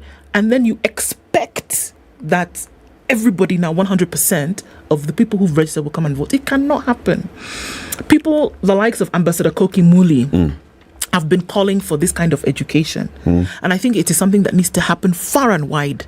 That I agree that states, because if you look at Nigeria, the federal system and how it's built up, you have the state government, so you have the governors, the demigods that CT likes to refer to them as, and then you have your overall federal government. The federal government has left the administration of duty to states. Go ahead and do your thing, revenue, etc., etc. But there's still the overall responsibility of making sure the country as one runs. And I think this lies directly under the ambit of the federal government, that you must understand, look here, guys, we have INEC who needs to deliver elections and sort out boundary issues for us. However, do we understand our responsibility? Yeah. But then again, there's so many things that need to be tinkered with before you get a sense of that kind of responsibility. The question will be, you have to start from far, because if people understand the power of the vote, I mean, if people are very directly in touch with the power of the vote, it means that even when they are feeling that the government is not serving them, then they know that this is how I'm going to change the government. Exactly. I put that you this here. is how I'm going to remove the government and change another I one. pay you. If they feel that the system as a whole is not working, then this is how I'm going to change the system. I can overhaul the system. Let's look at some of these comments. Andrew is actually saying, okay, so let's even look back at Kenya, all right? President William Ruto was declared winner after garnering 50% plus, was it 8,000 votes or was it something, right? Million, Baba. 8 plus 8, no, 50% No, the plus. plus. What's The plus, aha. The margin was something above the 50%. Yes. But then, was it? That's the question that has Because been asked. the number of eligible voters who did not even register as voters should also count here. Yes. He says 40% of the eligible 18-year-old plus Kenyans failed to show up. Right? Yes, they did. Those that were targeted, the 6 million that were targeted by IEBC to register as voters, only 2 million turned up to vote. Yep, 4 million did not. 4 million did not. Those Kenyans in the diaspora who were also eligible to actually register as voters did not end up registering as voters. And many who were registered voters did not end up voting because of, all these logistics and all. So, if we can say, we count all that, Andrew says, actually, the winning candidate in Kenya got 30% support from all eligible voters. Yes. In that case. Yes. Now then we ask ourselves again, okay, so mandate? Is that sufficient mandate? If we ask ourselves the deeper questions, it is a discussion, but just so that we get a perspective, there are countries that would top that list when it comes to voter turnout. Nigeria isn't doing too badly. If I'm looking at the list of the top 10 countries, the lowest voter turnout, okay? Haiti, the lowest they ever had was in 2015, 17.8%. Afghanistan, 19%. Algeria 23%, Benin 27%, Egypt 29% in 2020, Jordan 29% the same year, Venezuela same, Romania, Nigeria, we know where we are, Micronesia. As opposed to now the other countries where you find they are in the 90 percentile, okay?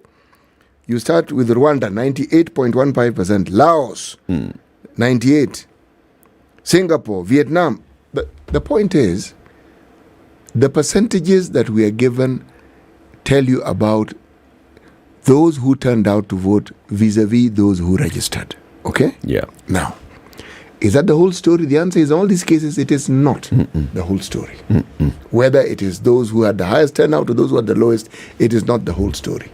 Now, unless you understand the whole story and you consider the impact that that dynamism has on what you're calling the outcome of the election, then very many elections that we talk about end up with a presidency that has more questions being asked than their answers, which can be easily provided. Indeed. Can be provided. Yes. And the thing is that as soon as a president has been, I'm sure, go to INEC offices in Abuja today, people are clearing, sweeping, packing, preparing everything. to go to court. They're done. Yeah, they're done. Because they feel that the process ends. They've delivered. As soon as you have declared a winner. They're done. And actually the process and has only just begun. Yes, because there will be another election. Yes, there will. So what do you learn from What did you learn from this process? election that would enable you to have go a to the better next outcome in the next one. Alex Owiti says democracy is a fallacy in Africa. Politics is a game for the aristocrats, those who live in an illusion of owning democracy. The choir stopped Kitambo. Kitambo. We are suffering from the negative effects of neocolonialism. Alex. Okay. Right. Well, thank you for all the comments and conversation. The conversation continues on social media, SpiceFM KE on Twitter, on Facebook, on Instagram, and on our YouTube channel. Good morning, 9 a.m. Time for the news.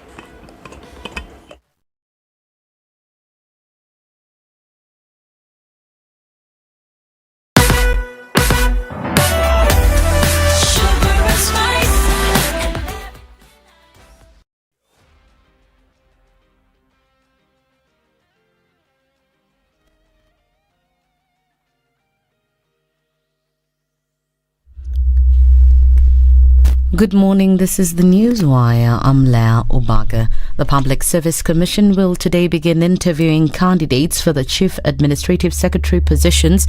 A total of 240 candidates from more than 4,000 who applied were shortlisted and will have 30 minutes to prove themselves suitable for the position. They are all squaring off for the 22 available slots. In the 5-day marathon exercise, 48 candidates will be interviewed today. Among those lined up to appear on the first day are former Samburu Governor Moses Lenel Kulal, former Narok Deputy Governor Evelyn Arwasa, Wilson Susion, Dennis Situmbi, Isaac Mwaura, Thomas Letangule, Charles Njagwe, Margaret Wanjiru and Fred Sigor. Several panels made up of the commissioners have been set up to grill the individuals on their suitability for the lucrative jobs. All Saints Cathedral Provost Sami Wainaina says the owners of China Square building shouldn't be locked out of the business market. Wainaina, while being interviewed on SpiceFM's Situation Room, said this is because the individuals were given licenses to operate by the same government who now want them to shut down their businesses. Look at what is happening now, some business on Thika Road and all these things. Yeah, you wonder why is the government playing politics with such matters? Yet they knew, they give licenses. So the owners should ask, what's the problem? People import, they pay taxes. So mention the person who raped you there and deal with it.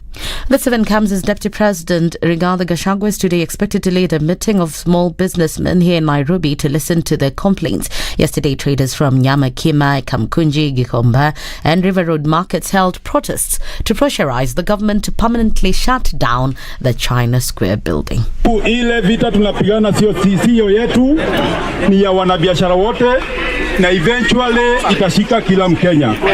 Siku moja hao watu wa habari mnaona hapa watakuwa ni wa China wanafanya hii kazi. Siku moja haya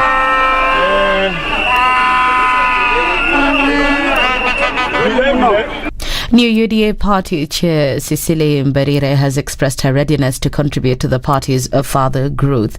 Mbarire has further thanked President William Ruto and his deputy Rigathi Gachagua for entrusting her to lead the ruling party. She further says that it's a great opportunity for the continuity of gender equality in the nation. Cecily Mbarire was appointed as the chairperson on Monday, while former Kakamega Senator Cleophas Malala moved from the NC party to take up his role as the Secretary General of UDA. Nitahakikisha nimepeperusha bendera ya chama kila mahali, ndio chama iweze kupata nguvu na tuweze kutimiza yale maneno tuliahidi wananchi wa Kenya kila mahali, na nashukuru sana kwa sababu najua pia watu wa Embu wamefurahi. Director of Public Prosecutions Nurdin Haji has been elected as the new president of the Eastern Africa Association of Prosecutors. He was elected president during the 10th AGM and annual conference in Kampala, Uganda. In his acceptance speech, Haji said that he would duly undertake his duties to ensure that the objectives of the association are met. EAPP is the regional body bringing prosecutors from Eastern African countries that aim to raise standards of professional conduct and ethics for African prosecutors and promote the rule of law, fairness, impartiality and respect for human rights. And in the international scene, 2 trains collided head-on in Greece, killing at least 32 people and injuring 85. The fire brigade has said that they are yet to determine the cause of the deadliest crash in Greece in decades. An intercity passenger train travelling from Athens to the northern city of Thessalonica collided at high speed with a cargo train outside the city of Larissa in central Greece, said the governor of the Thessaly region. That's the Newswire. I'm Leah Ubaga.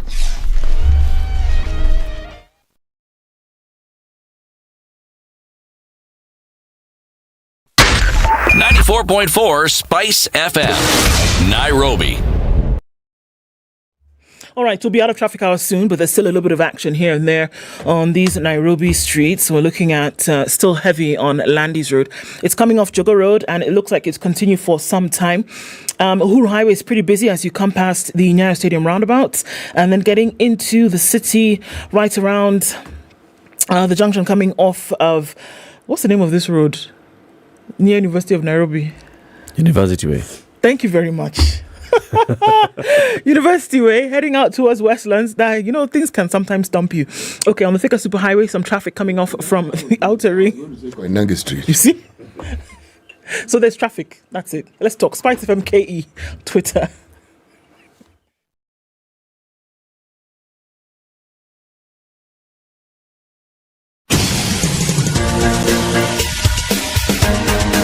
This is The Situation Room, the home of hard-hitting political commentary and penetrating insights about the state of the nation. This is a talk radio experience like no other. The Situation Room, a place for hard truths, debates, and elevated conversations. The Situation Room, witty, political, engaging, deep, controversial. In the room, we have C.T. Muga, researcher, academic, seasoned political observer, a fountain of wisdom in these politically uncertain times. Ndu Oko, Nigerian by birth, Kenyan by choice, communications expert, Pan-Africanist, a truth seeker and believer in people power, and Eric Latif, agent provocateur, the man in the chair, seasoned journalist, news hound, a man who believes in punching up, not down.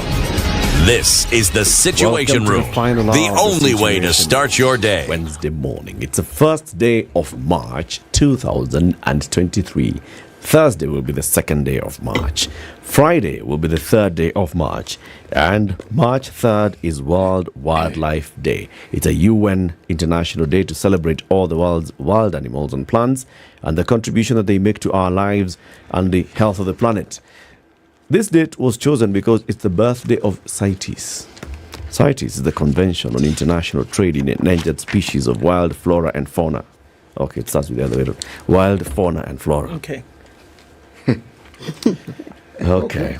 We have a guest in the studio to come and talk to us about what we should expect to see this Friday, the 3rd of March. Her name is Edith Kabesime. She's a wildlife campaign manager at Wild Animal Protection.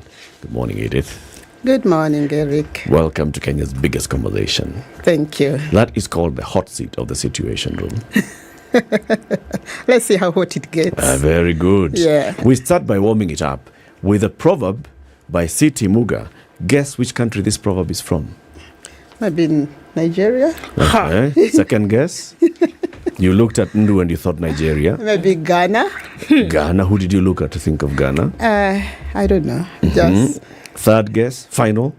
Let me see. I was not good at guesswork in school. What were you good at? I was good at getting things right. Okay, let me ask you a simple question. Which country do you come from?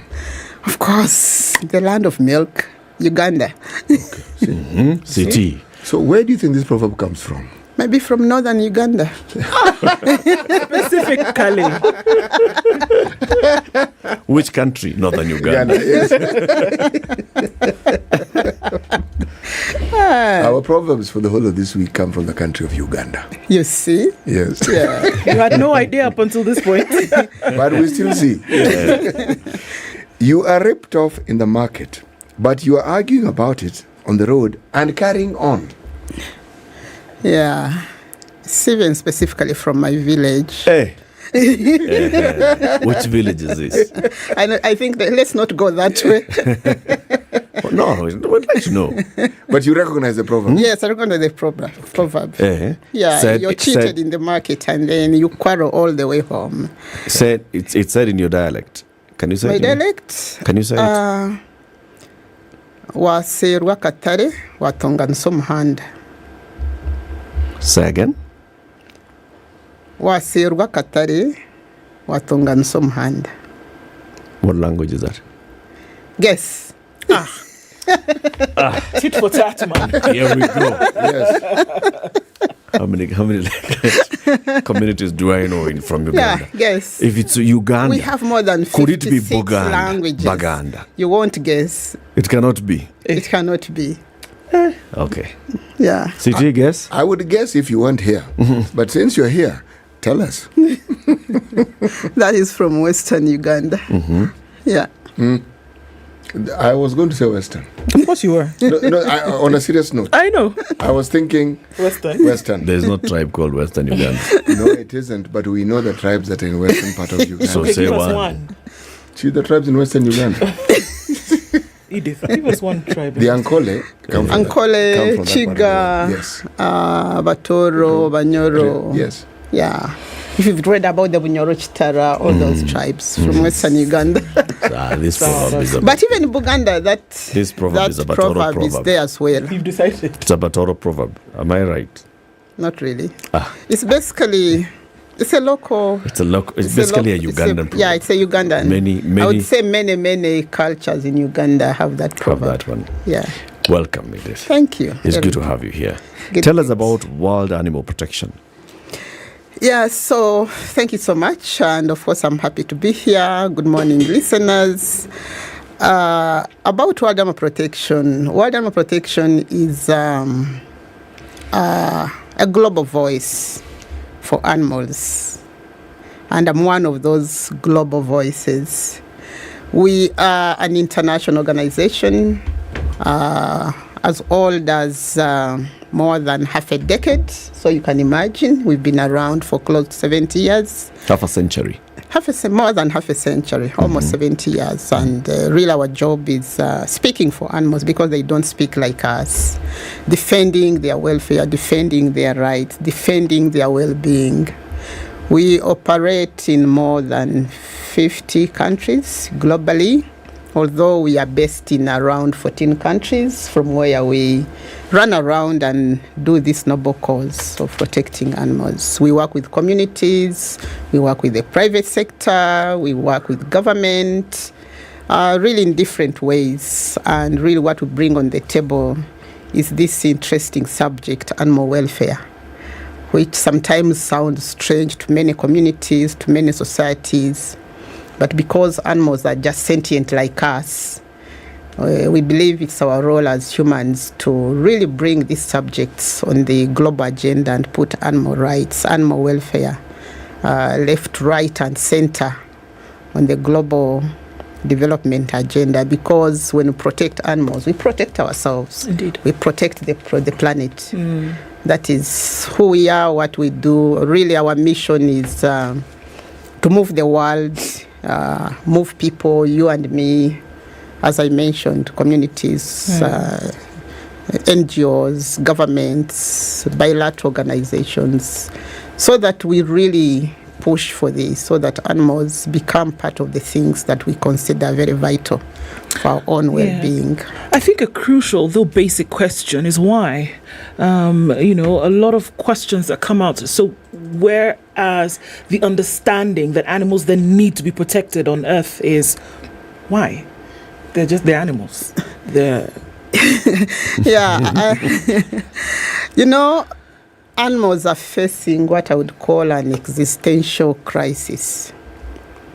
And if you look at Africa, for instance, both animals that we depend on, for instance, animals in farming, the animals in the wild, which of course Africa is very well known for, I would say they are facing an existential crisis. They are suffering. Why? Because of the human action, the way we use them, the way we exploit them. Africa, if we go many centuries back, not even many centuries back, a few decades ago, as many as 3 decades, we have lost a lot of our life. If we talk about, say, for instance, elephants, we are saying we have lost almost 90% of our elephant populations. Lions have lost close 90% of their original range in Africa. A few handful of these countries still have a few elephants, a few lions, all these other species. Yeah. And then billions of farmed animals are also being exploited because we need them for food. But of course, the way we manage them, the way we raise them to get that food, to meet our food needs, puts all these animals at risk.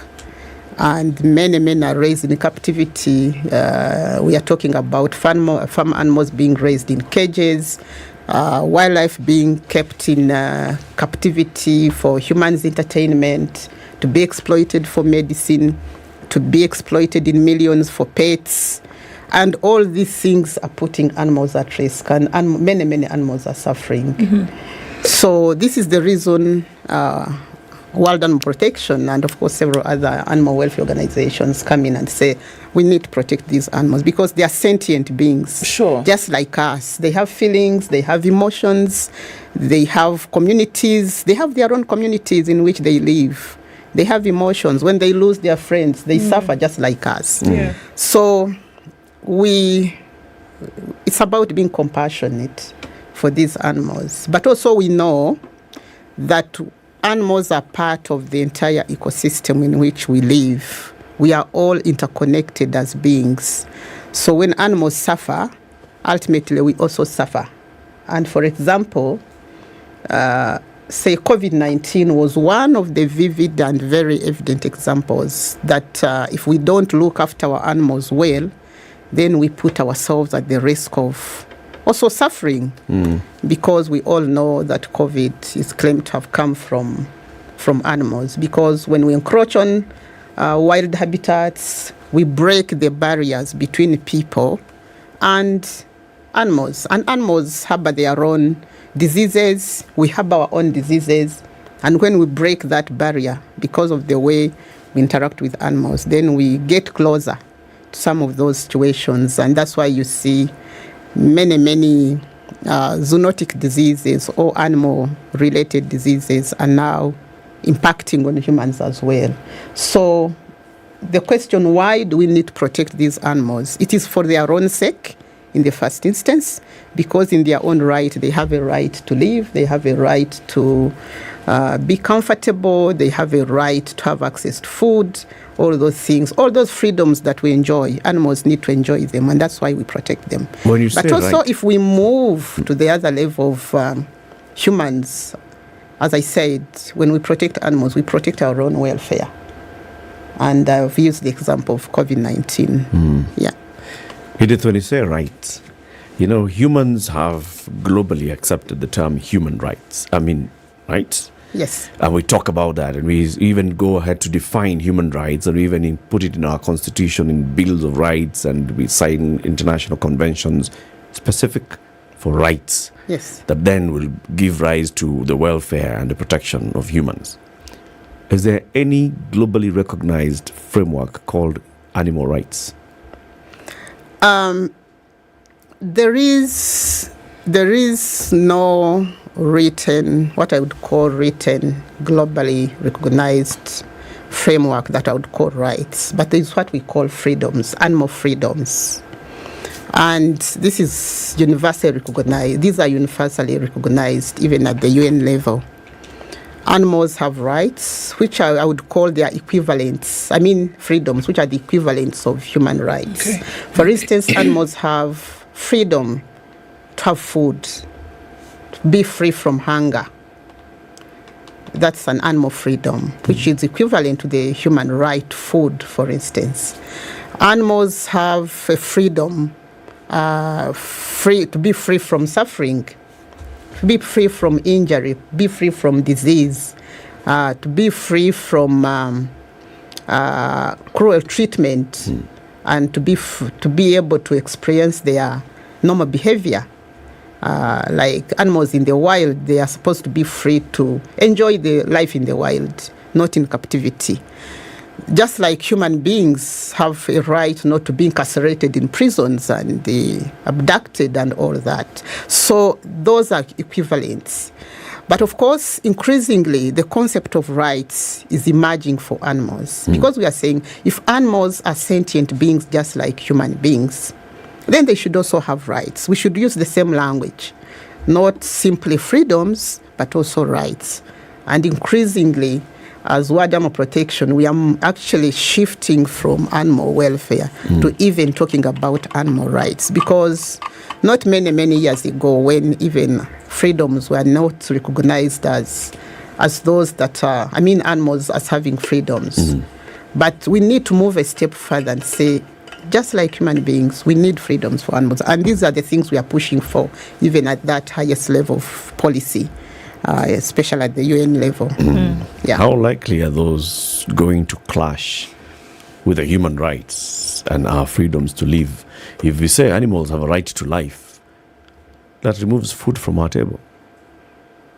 Yeah. When we talk about human rights, the clash, we are talking about a really delicate balance. From an animal welfare perspective and from the wildlife perspective, we exploit animals for various purposes. We kill them. Sport hunting is one of the ways we do. Some of those uses are needless. Just shooting animals for pleasure, I think that is needless. Incarcerating animals in cages because you want to have them as companions and look at them, like African grey parrots. Millions of them are incarcerated in cages. We think that is a needless purpose. There are other animals like dogs and cats which have been domesticated over many centuries, and they have been bred and managed in ways that they are compatible with human beings.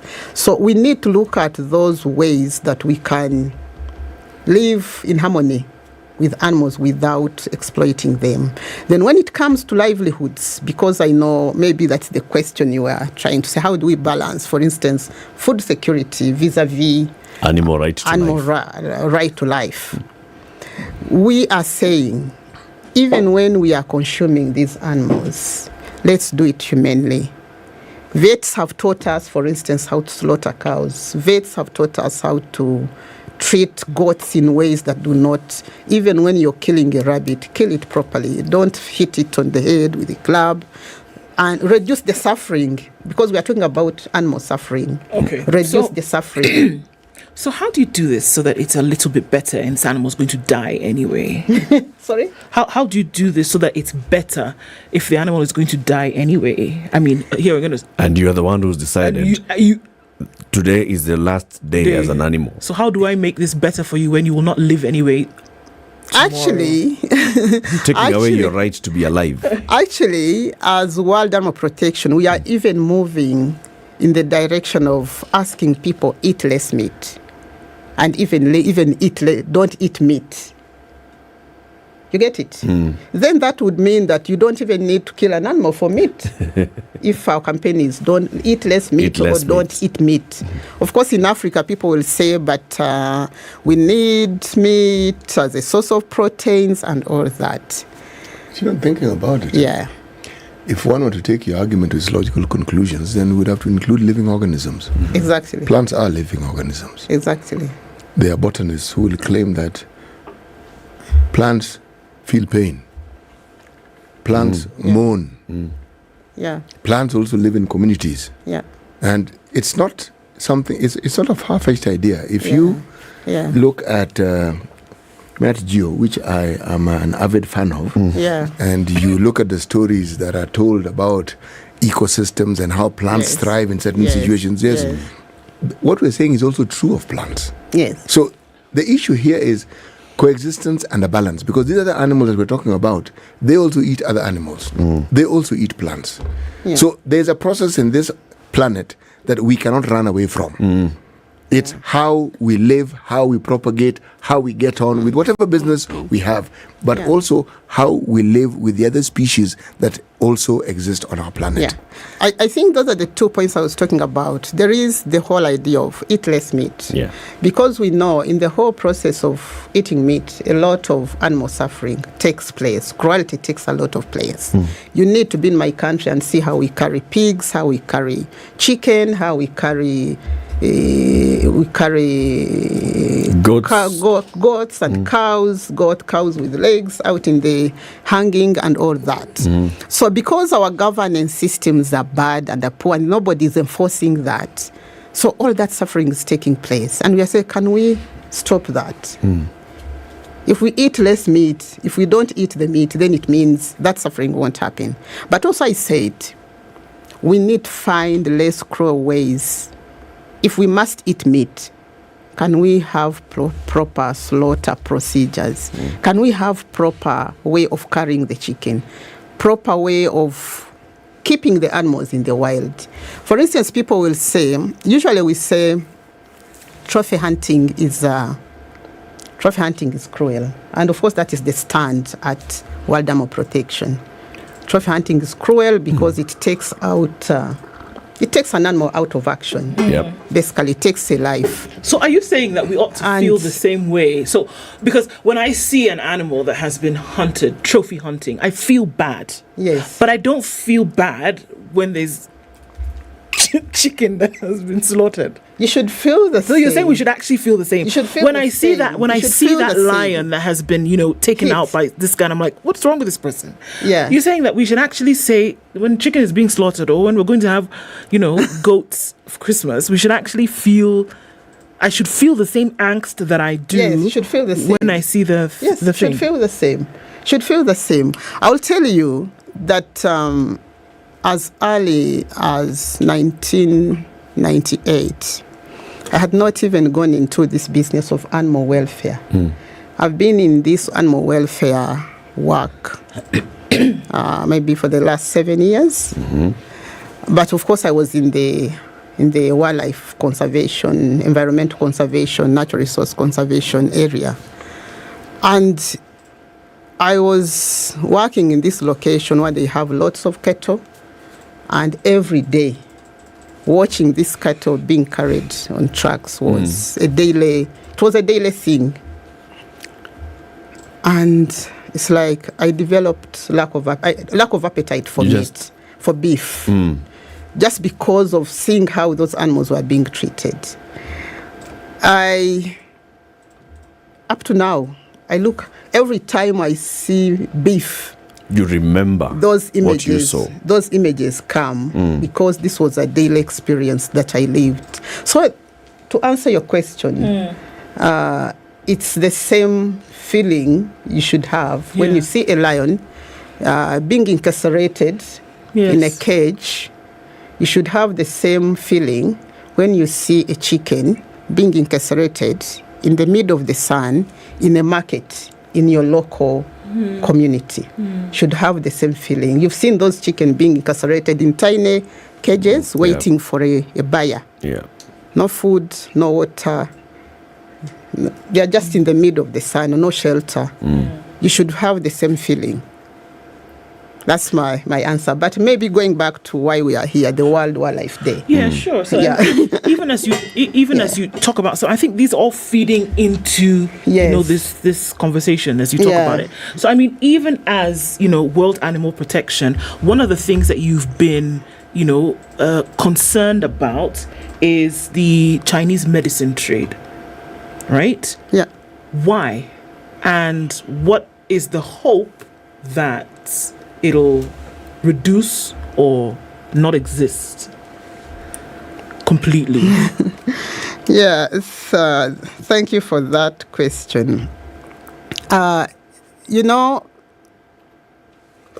When we go back into history, both in Asia and in Africa, traditionally we've used either plants or animals to treat different ailments.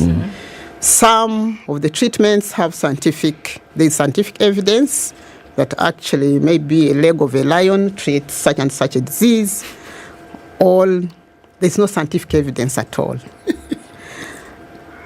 So majority of especially in Asia and in Africa, there are widespread beliefs that, for instance, if you drink soup of a lion, or you wear the claw of a lion, or the teeth of a lion, then you'll be like a lion.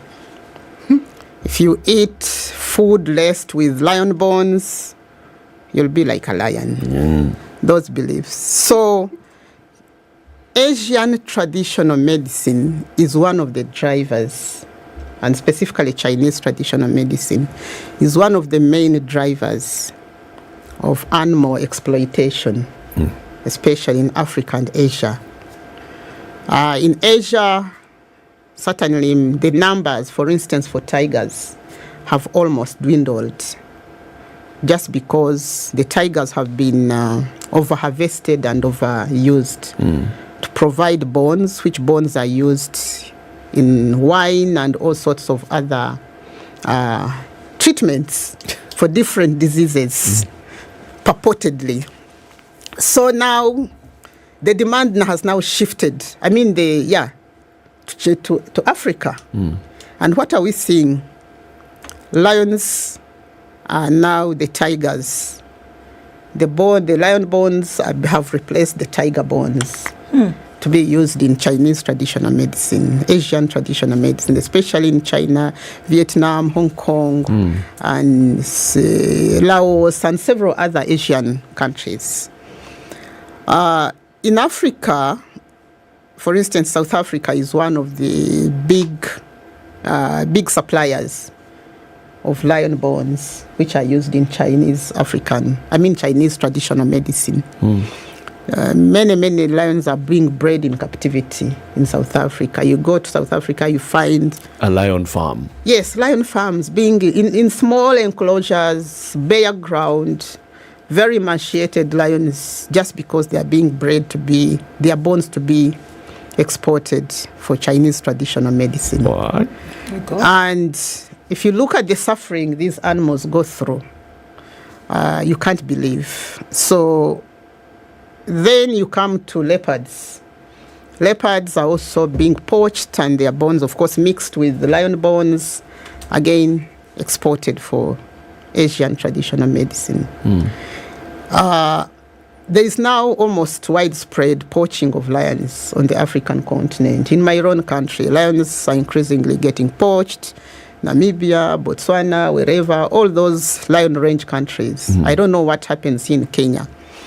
But because of that huge demand for Asian traditional medicine, where lion bones and other lion parts are used in traditional Chinese medicine, then, of course, the rhino was the first culprit. And we have almost wiped out our rhinos because of the rhino horn. So all those beliefs around the rhino horn are almost the same beliefs that are driving demand for other parts for other animals, like the lions and others. We've heard of the elephants. Elephants, you can imagine killing a whole elephant just because you want its private part. Just one, its penis, and that's it. And then the rest you don't care for. You don't care what happens. Kill a lion, get the claws, get the teeth, and then you throw it away. Certainly, lions are much more worth alive than dead, if you come to think about it. The same thing with elephants, same thing with rhinos, same thing with leopards and all the others. The pangolins, another example, because the pangolin now is the new rhino. It's the most trafficked animal on Earth it's right now. Now, it's the most trafficked mammal on Earth. Why? Still of those beliefs. Same. It's because of the beliefs. Same.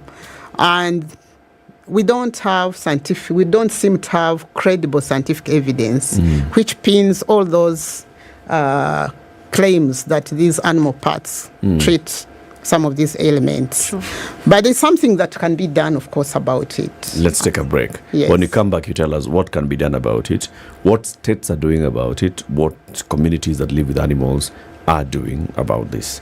24 minutes to 10. Our conversation is with Edith Kabesime. She is from the World Animal Protection. She's a wildlife campaign manager. We are having this conversation today ahead of World Wildlife Day, which happens on the 3rd of March. 3rd of March this year is this coming Friday. Keep it here for that. Remember, if you want to fly, you want to travel safely, and you want to travel luxuriously, think what? Emirates. Fly better, fly Emirates, fly business class, fly first class, and you get to be treated the best way that anybody should get treated when they're flying. 26 minutes to 10, back shortly after traffic, weather, and the business news. This is the Situation Room, the only way to start your day. Spice FM, Malindi.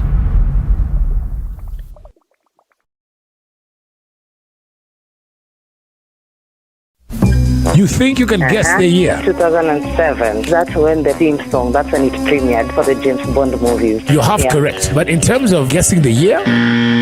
Okay, if not 2007, then 1963. Oh, now you're just throwing things, eh? You're throwing the sufria and everything outside. The Spice Drive. Big hair and the biggest hits from the best decade. Getting jiggy with it. Tune in to the Spice Drive with me. The following takes place from 6 a.m. to 10 a.m. every weekday on Spice FM. You tune into Kenya's biggest conversation. My name is Ramanyang. Amen. So 1 hour is over? Yeah. Oh, yeah. Okay. It gets over Can you imagine in 20 minutes. what the big boys have also done? I'm very proud of myself. When you understand about partnership in politics, it's like the way marriage is these days. When you're looking for a wife, you're like, oh, maybe you can help me pay for fees as I pay for the rent. Why should you have a lioness living in your bedroom? I have to tell you a story. I went for a prayer meeting, which was called for the spouses of candidates for senators and governors. And when I got to the gate, the lady who was the secretary, she refused to. She's telling me, no. Leo tunataka wa mama. Leo ni wa mama. I'm telling her, no. She said, no, sio siku yenu. And I thought, there's a problem here, because if it was a man, but this was a lady. It will be called First Ladies until you change the name. The Situation Room. Kenya. 1 degrees and sunny conditions in Nairobi, highs of 29 and lows of 16 today. We'll see lows of 15 in a sunny Nakuru at 20 and it's 17 and sunny in Nyeri, going to highs of 27. At 18 degrees, Eldoret is sunny. It'll go to highs of 26 and we'll see highs of 32 in a sunny Mombasa at 29. It's also 29 and sunny in Malindi, highs of 31. It's 23 and sunny in Kisumu, highs of 29, and it'll go to highs of 29 as well in Kakamega, where it's sunny at 22. 21 and mostly cloudy conditions in Kampala. In Dar es Salaam, it will be sunny through today, going to highs of 32 and lows of 26. It's sunny at 19 in Johannesburg, highs of 25 and lows of 14, and Lagos will be cloudy through today, highs of 33 and lows of 26. Mostly cloudy conditions in Kinshasa at 24, with highs of 30. It'll come down to lows of 23. We're looking at 11 degrees and sunny conditions into Wednesday evening in Beijing, coming down to lows of -2. It's -2 already in Paris, mostly cloudy, highs of just 7 today. And it'll also go to highs of 7 in London, where it's cloudy at 4. It's clear for now in New York, coming into a snowstorm Wednesday, with highs of 7 and lows of 3.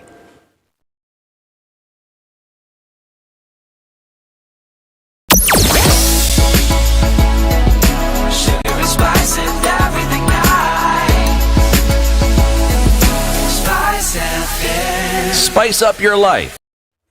All right, almost out of traffic hour. We're just looking at some heavy traffic still on Landys Road. Inbound traffic is heavy coming off Jogo Road, and we're seeing some outbound traffic on Jogo Road as well. Langata Road looking a little bit better. Magadi Road spilling over towards Langata Road. Just a little bit left of that. And then onto Huru Highway is probably where you see most of the action for now. Ring Road Westland still very busy. And we're looking at that stretch just beyond the Utali Drift on the Thika Superhighway, which still has some traffic. Limuru Road looks like we'll have some traffic till about 10 or so. Just looking at the trends, Spice FM KE on Twitter through the morning. Talk to us there and let's keep things moving this Wednesday.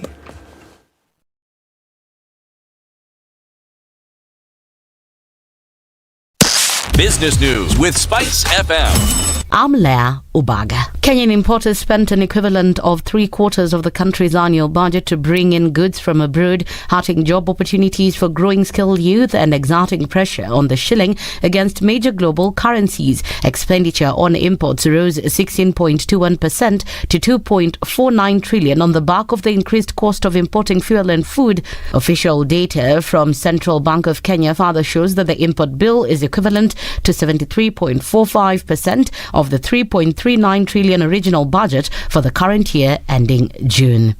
Kenya is pushing for barter trade on tea in exchange for rice imports from Pakistan as the country moves to caution the top buyer of its beverage in the wake of serious economic woes in Islamabad occasioned by a shortage of dollars. Agriculture CS Mithika Linturi is in Pakistan, where the discussion on the possibility of Kenya importing rice from them in exchange for tea to the Asian nation will take center stage. Kenya is worried that the financial woes in Pakistan, which have affected the tea trade at the Mombasa auction, may worsen in the coming months. Rattan Direct and Lifestyle Furniture is looking for a supply chain planner with a business degree or supply chain related qualifications with at least 3 years of supply chain experience. Suitable candidates are required to send their CVs and cover letter by 8th March 2023. Visit jobs.digger.co.ke for more information on this and other jobs. Digger Jobs, your credible and trusted jobs partner. Spice FM Business. Mature, intelligent talk every morning. Spice up yourself.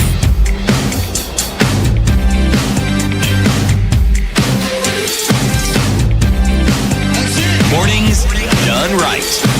94.4 Spice FM, Nairobi. Edith Kabesime from the Wild Animal Protection. Edith, before you took the break, you were just about to tell us what can be done in this campaign that you have launched and that you are running against the traditional Chinese medicine. Yeah, thank you, Eric. First of all, we need to look at two things. We have the demand side of this whole business, and we have the supply side of this. So we need to have solutions that address those two sides, the demand and the supply side. On the demand side, which is, of course, the Asian countries, which are the main consumers, importers of wildlife parts and derivatives and live animals, especially out of Africa, we need to engage with those authorities, with governments, and really push for policies that are protective of wildlife. For instance, in China, I remember at the peak of COVID-19, China, for instance, came up with a policy to ban the use of pangolin scales and, of course, pangolin derivatives in their traditional medicine. So basically, the pangolin was removed from what we call the Chinese pharmacopoeia. Pharmacopoeia is the sort of a record or the book, or call it an encyclopedia of medicine in China. So in 2020, after a lot of pressure, China removed the pangolin scales from the pharmacopoeia. So meaning that traditional medicine practitioners can no longer prescribe to their patients medicines containing the pangolins. The same thing with the rhino. I remember one time, actually, China had opened up again for rhino trade, and then we came up and we really made a lot of noise globally, and again, China closed. So those are some of the things at the highest level of policy in governments by governments that we can do, especially on the demand side.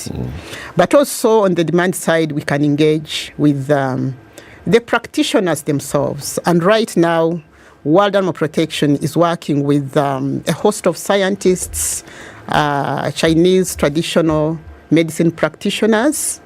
We are sort of creating a society that is moving really towards moving away from using derivatives and animal parts as part of traditional Asian medicine. We've created a website which provides alternatives that these practitioners can use. What kind of alternatives would there Of course, be? I know my colleague is about to say which alternatives. The plant alternatives. We have come up with a website whereby the practitioners can go in and look at, instead of lion claw, you can actually use maybe osmum leaves to treat this ailment, so that these practitioners are provided with alternatives. Because we are not telling people don't do this, don't touch, but we are saying let's look for more humane alternatives. Then, of course, on the supply side, which of course the African countries, we are also engaging with governments that are mainly the suppliers. And in this case, our friends. As I said, South Africa is the biggest supplier of animal parts when it comes to Africa, Asian traditional medicine. So this is allowed officially? Yes, it's allowed officially in that China. People can actually cage lions, yes, breed lions it's legal. for sale. It's right now legal in South Africa. And even at the highest level of legislation, that is at CITES level, Africa is the only country that is allowed to trade in lion bones and other derivatives or parts. So do they have then a period where everybody's supposed to stop? Because I think of Japan and like tuna fishing or whaling, whereby you can do it for a particular time, and then after there's a season for it, and if you're caught during that season, then you can be prosecuted. Is there something like that, whereby you now give the species time to breed, to repopulate? Yeah, to repopulate. No, in South Africa, this is how it's done. The lions are bred in captivity. You find somebody with 10 lions, a small room like this, and is breeding those lions. It's basically zero grazing for lions. It's basically zero grazing lions, like you'd zero graze your cows. Instead of napier grass, you feed them with goats.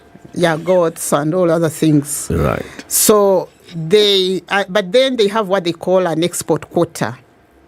So, for instance, in 2018, the annual export quota for lion bones, those skeletons that were supposed to be exported legally, I think was 800 skeletons, 800 lions. Because if we are talking about 800 skeletons, then you've killed 800 lions. In 2018-19, they increased that quota to 1,500 skeletons.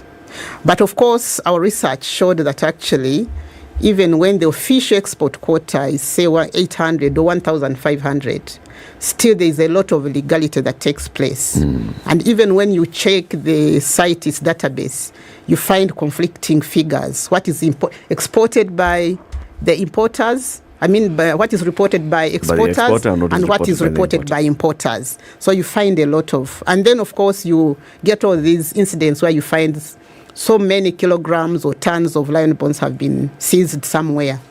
So the whole business is sort of fraudulent. And so what we are doing in South Africa, we've been, since 2017-18, we've been working with a number of organizations in South Africa to push for policy reforms to close down the captive lion breeding industry. As we speak,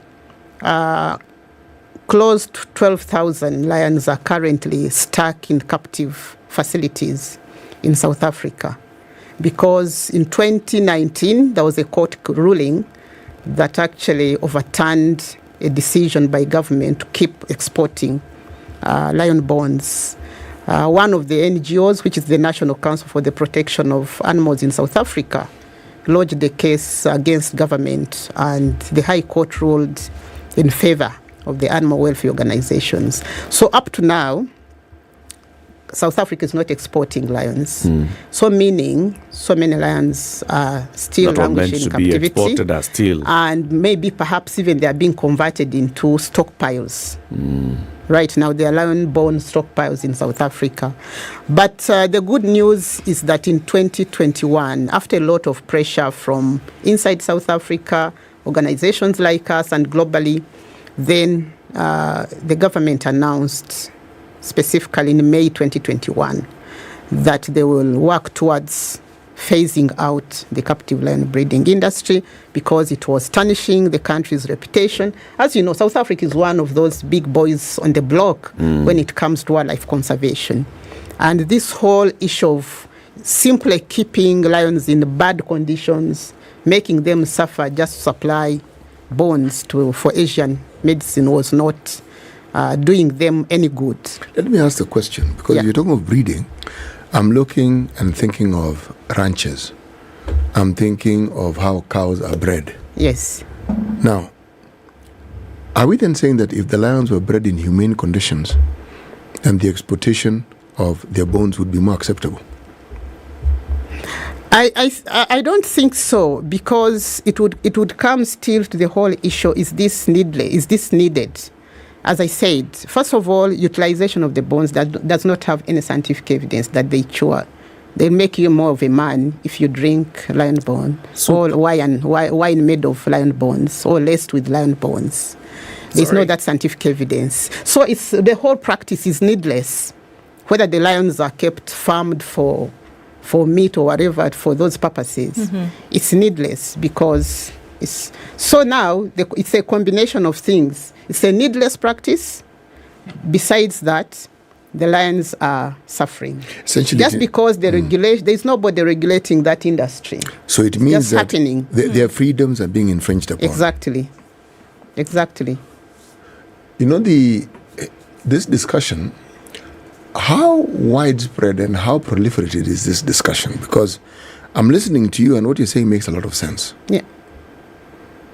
But those having this discussion and how it is proliferated, because for something to take place and for the actions that your organization and others put across, for it to be effective, there is a certain volume of participation that is necessary for people to for it to actually take effect, for people to take notice and say, we need to think twice about this.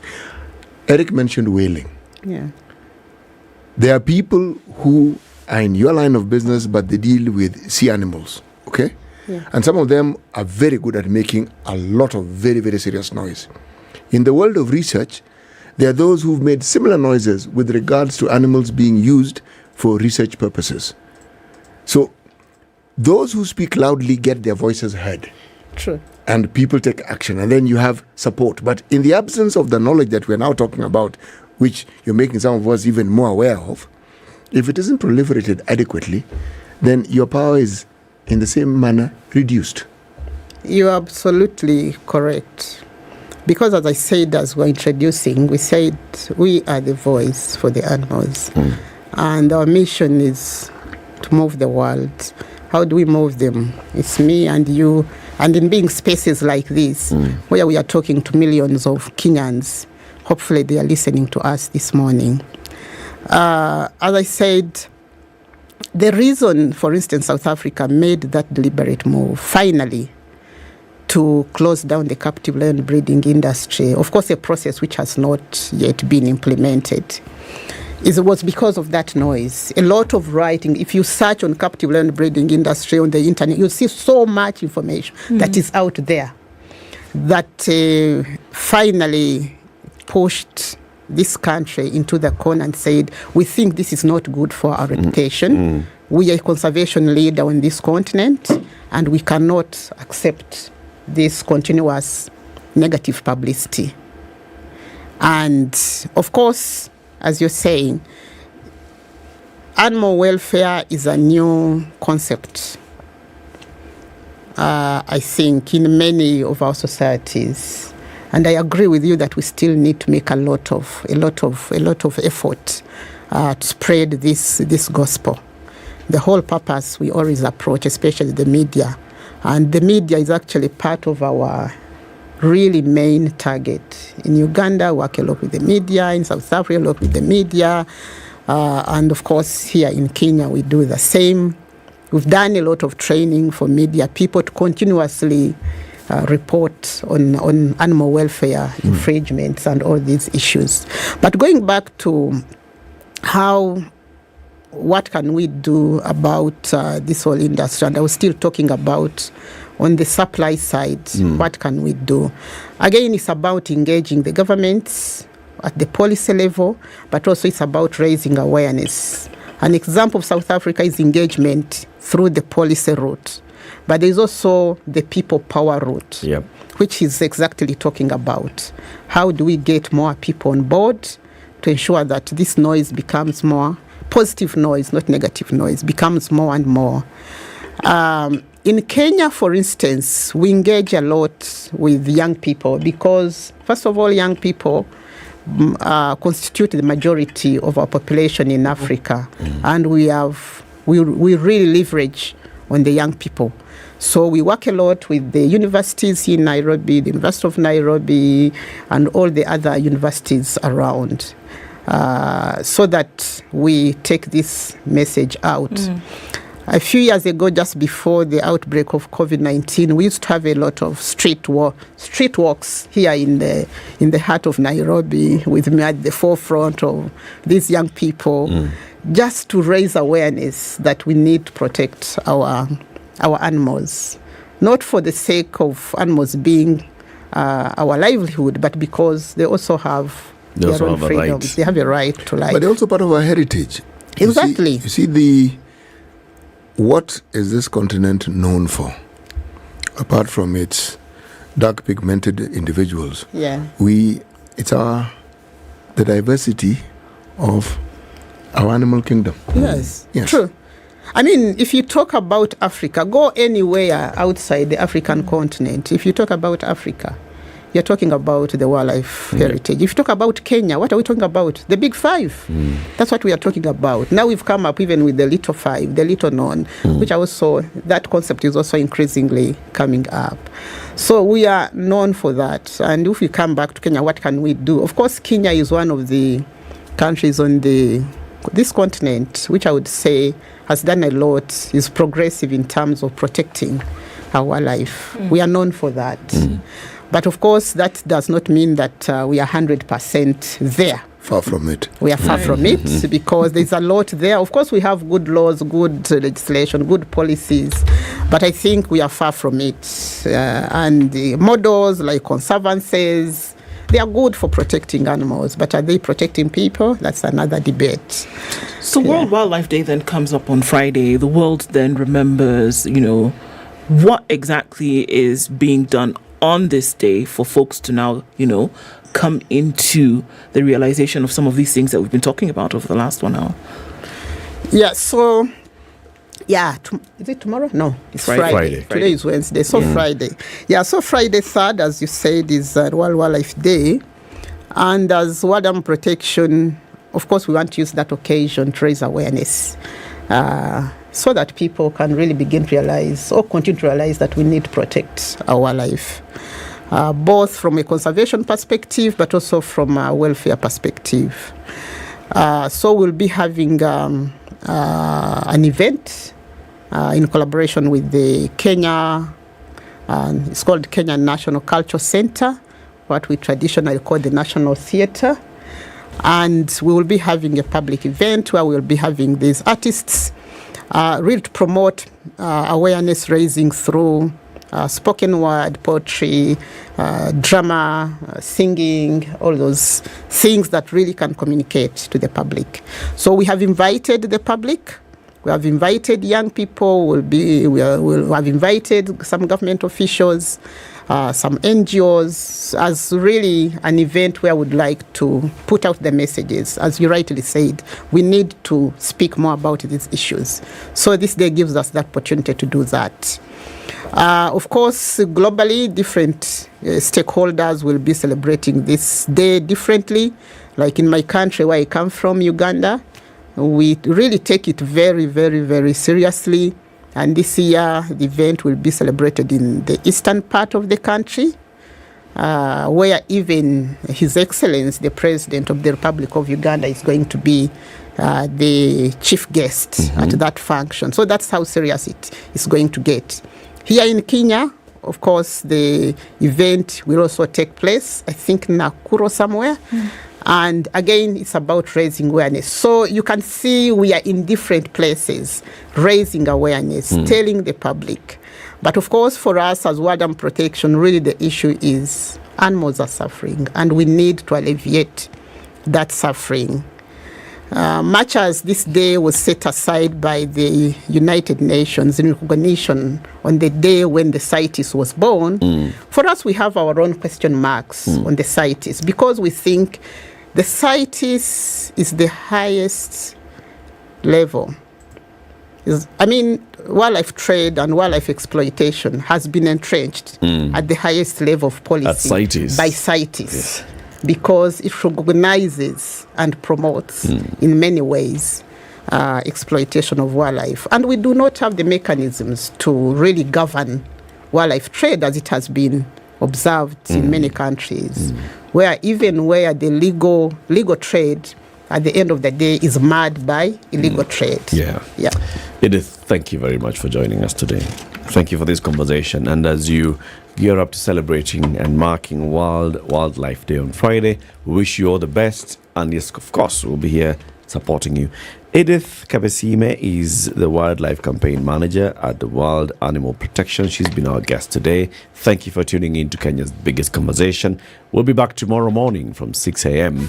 to a time like now, 10 a.m. Have a good day.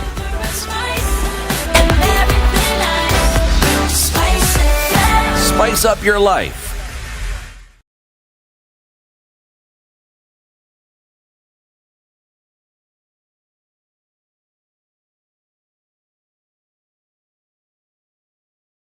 Ubaga for my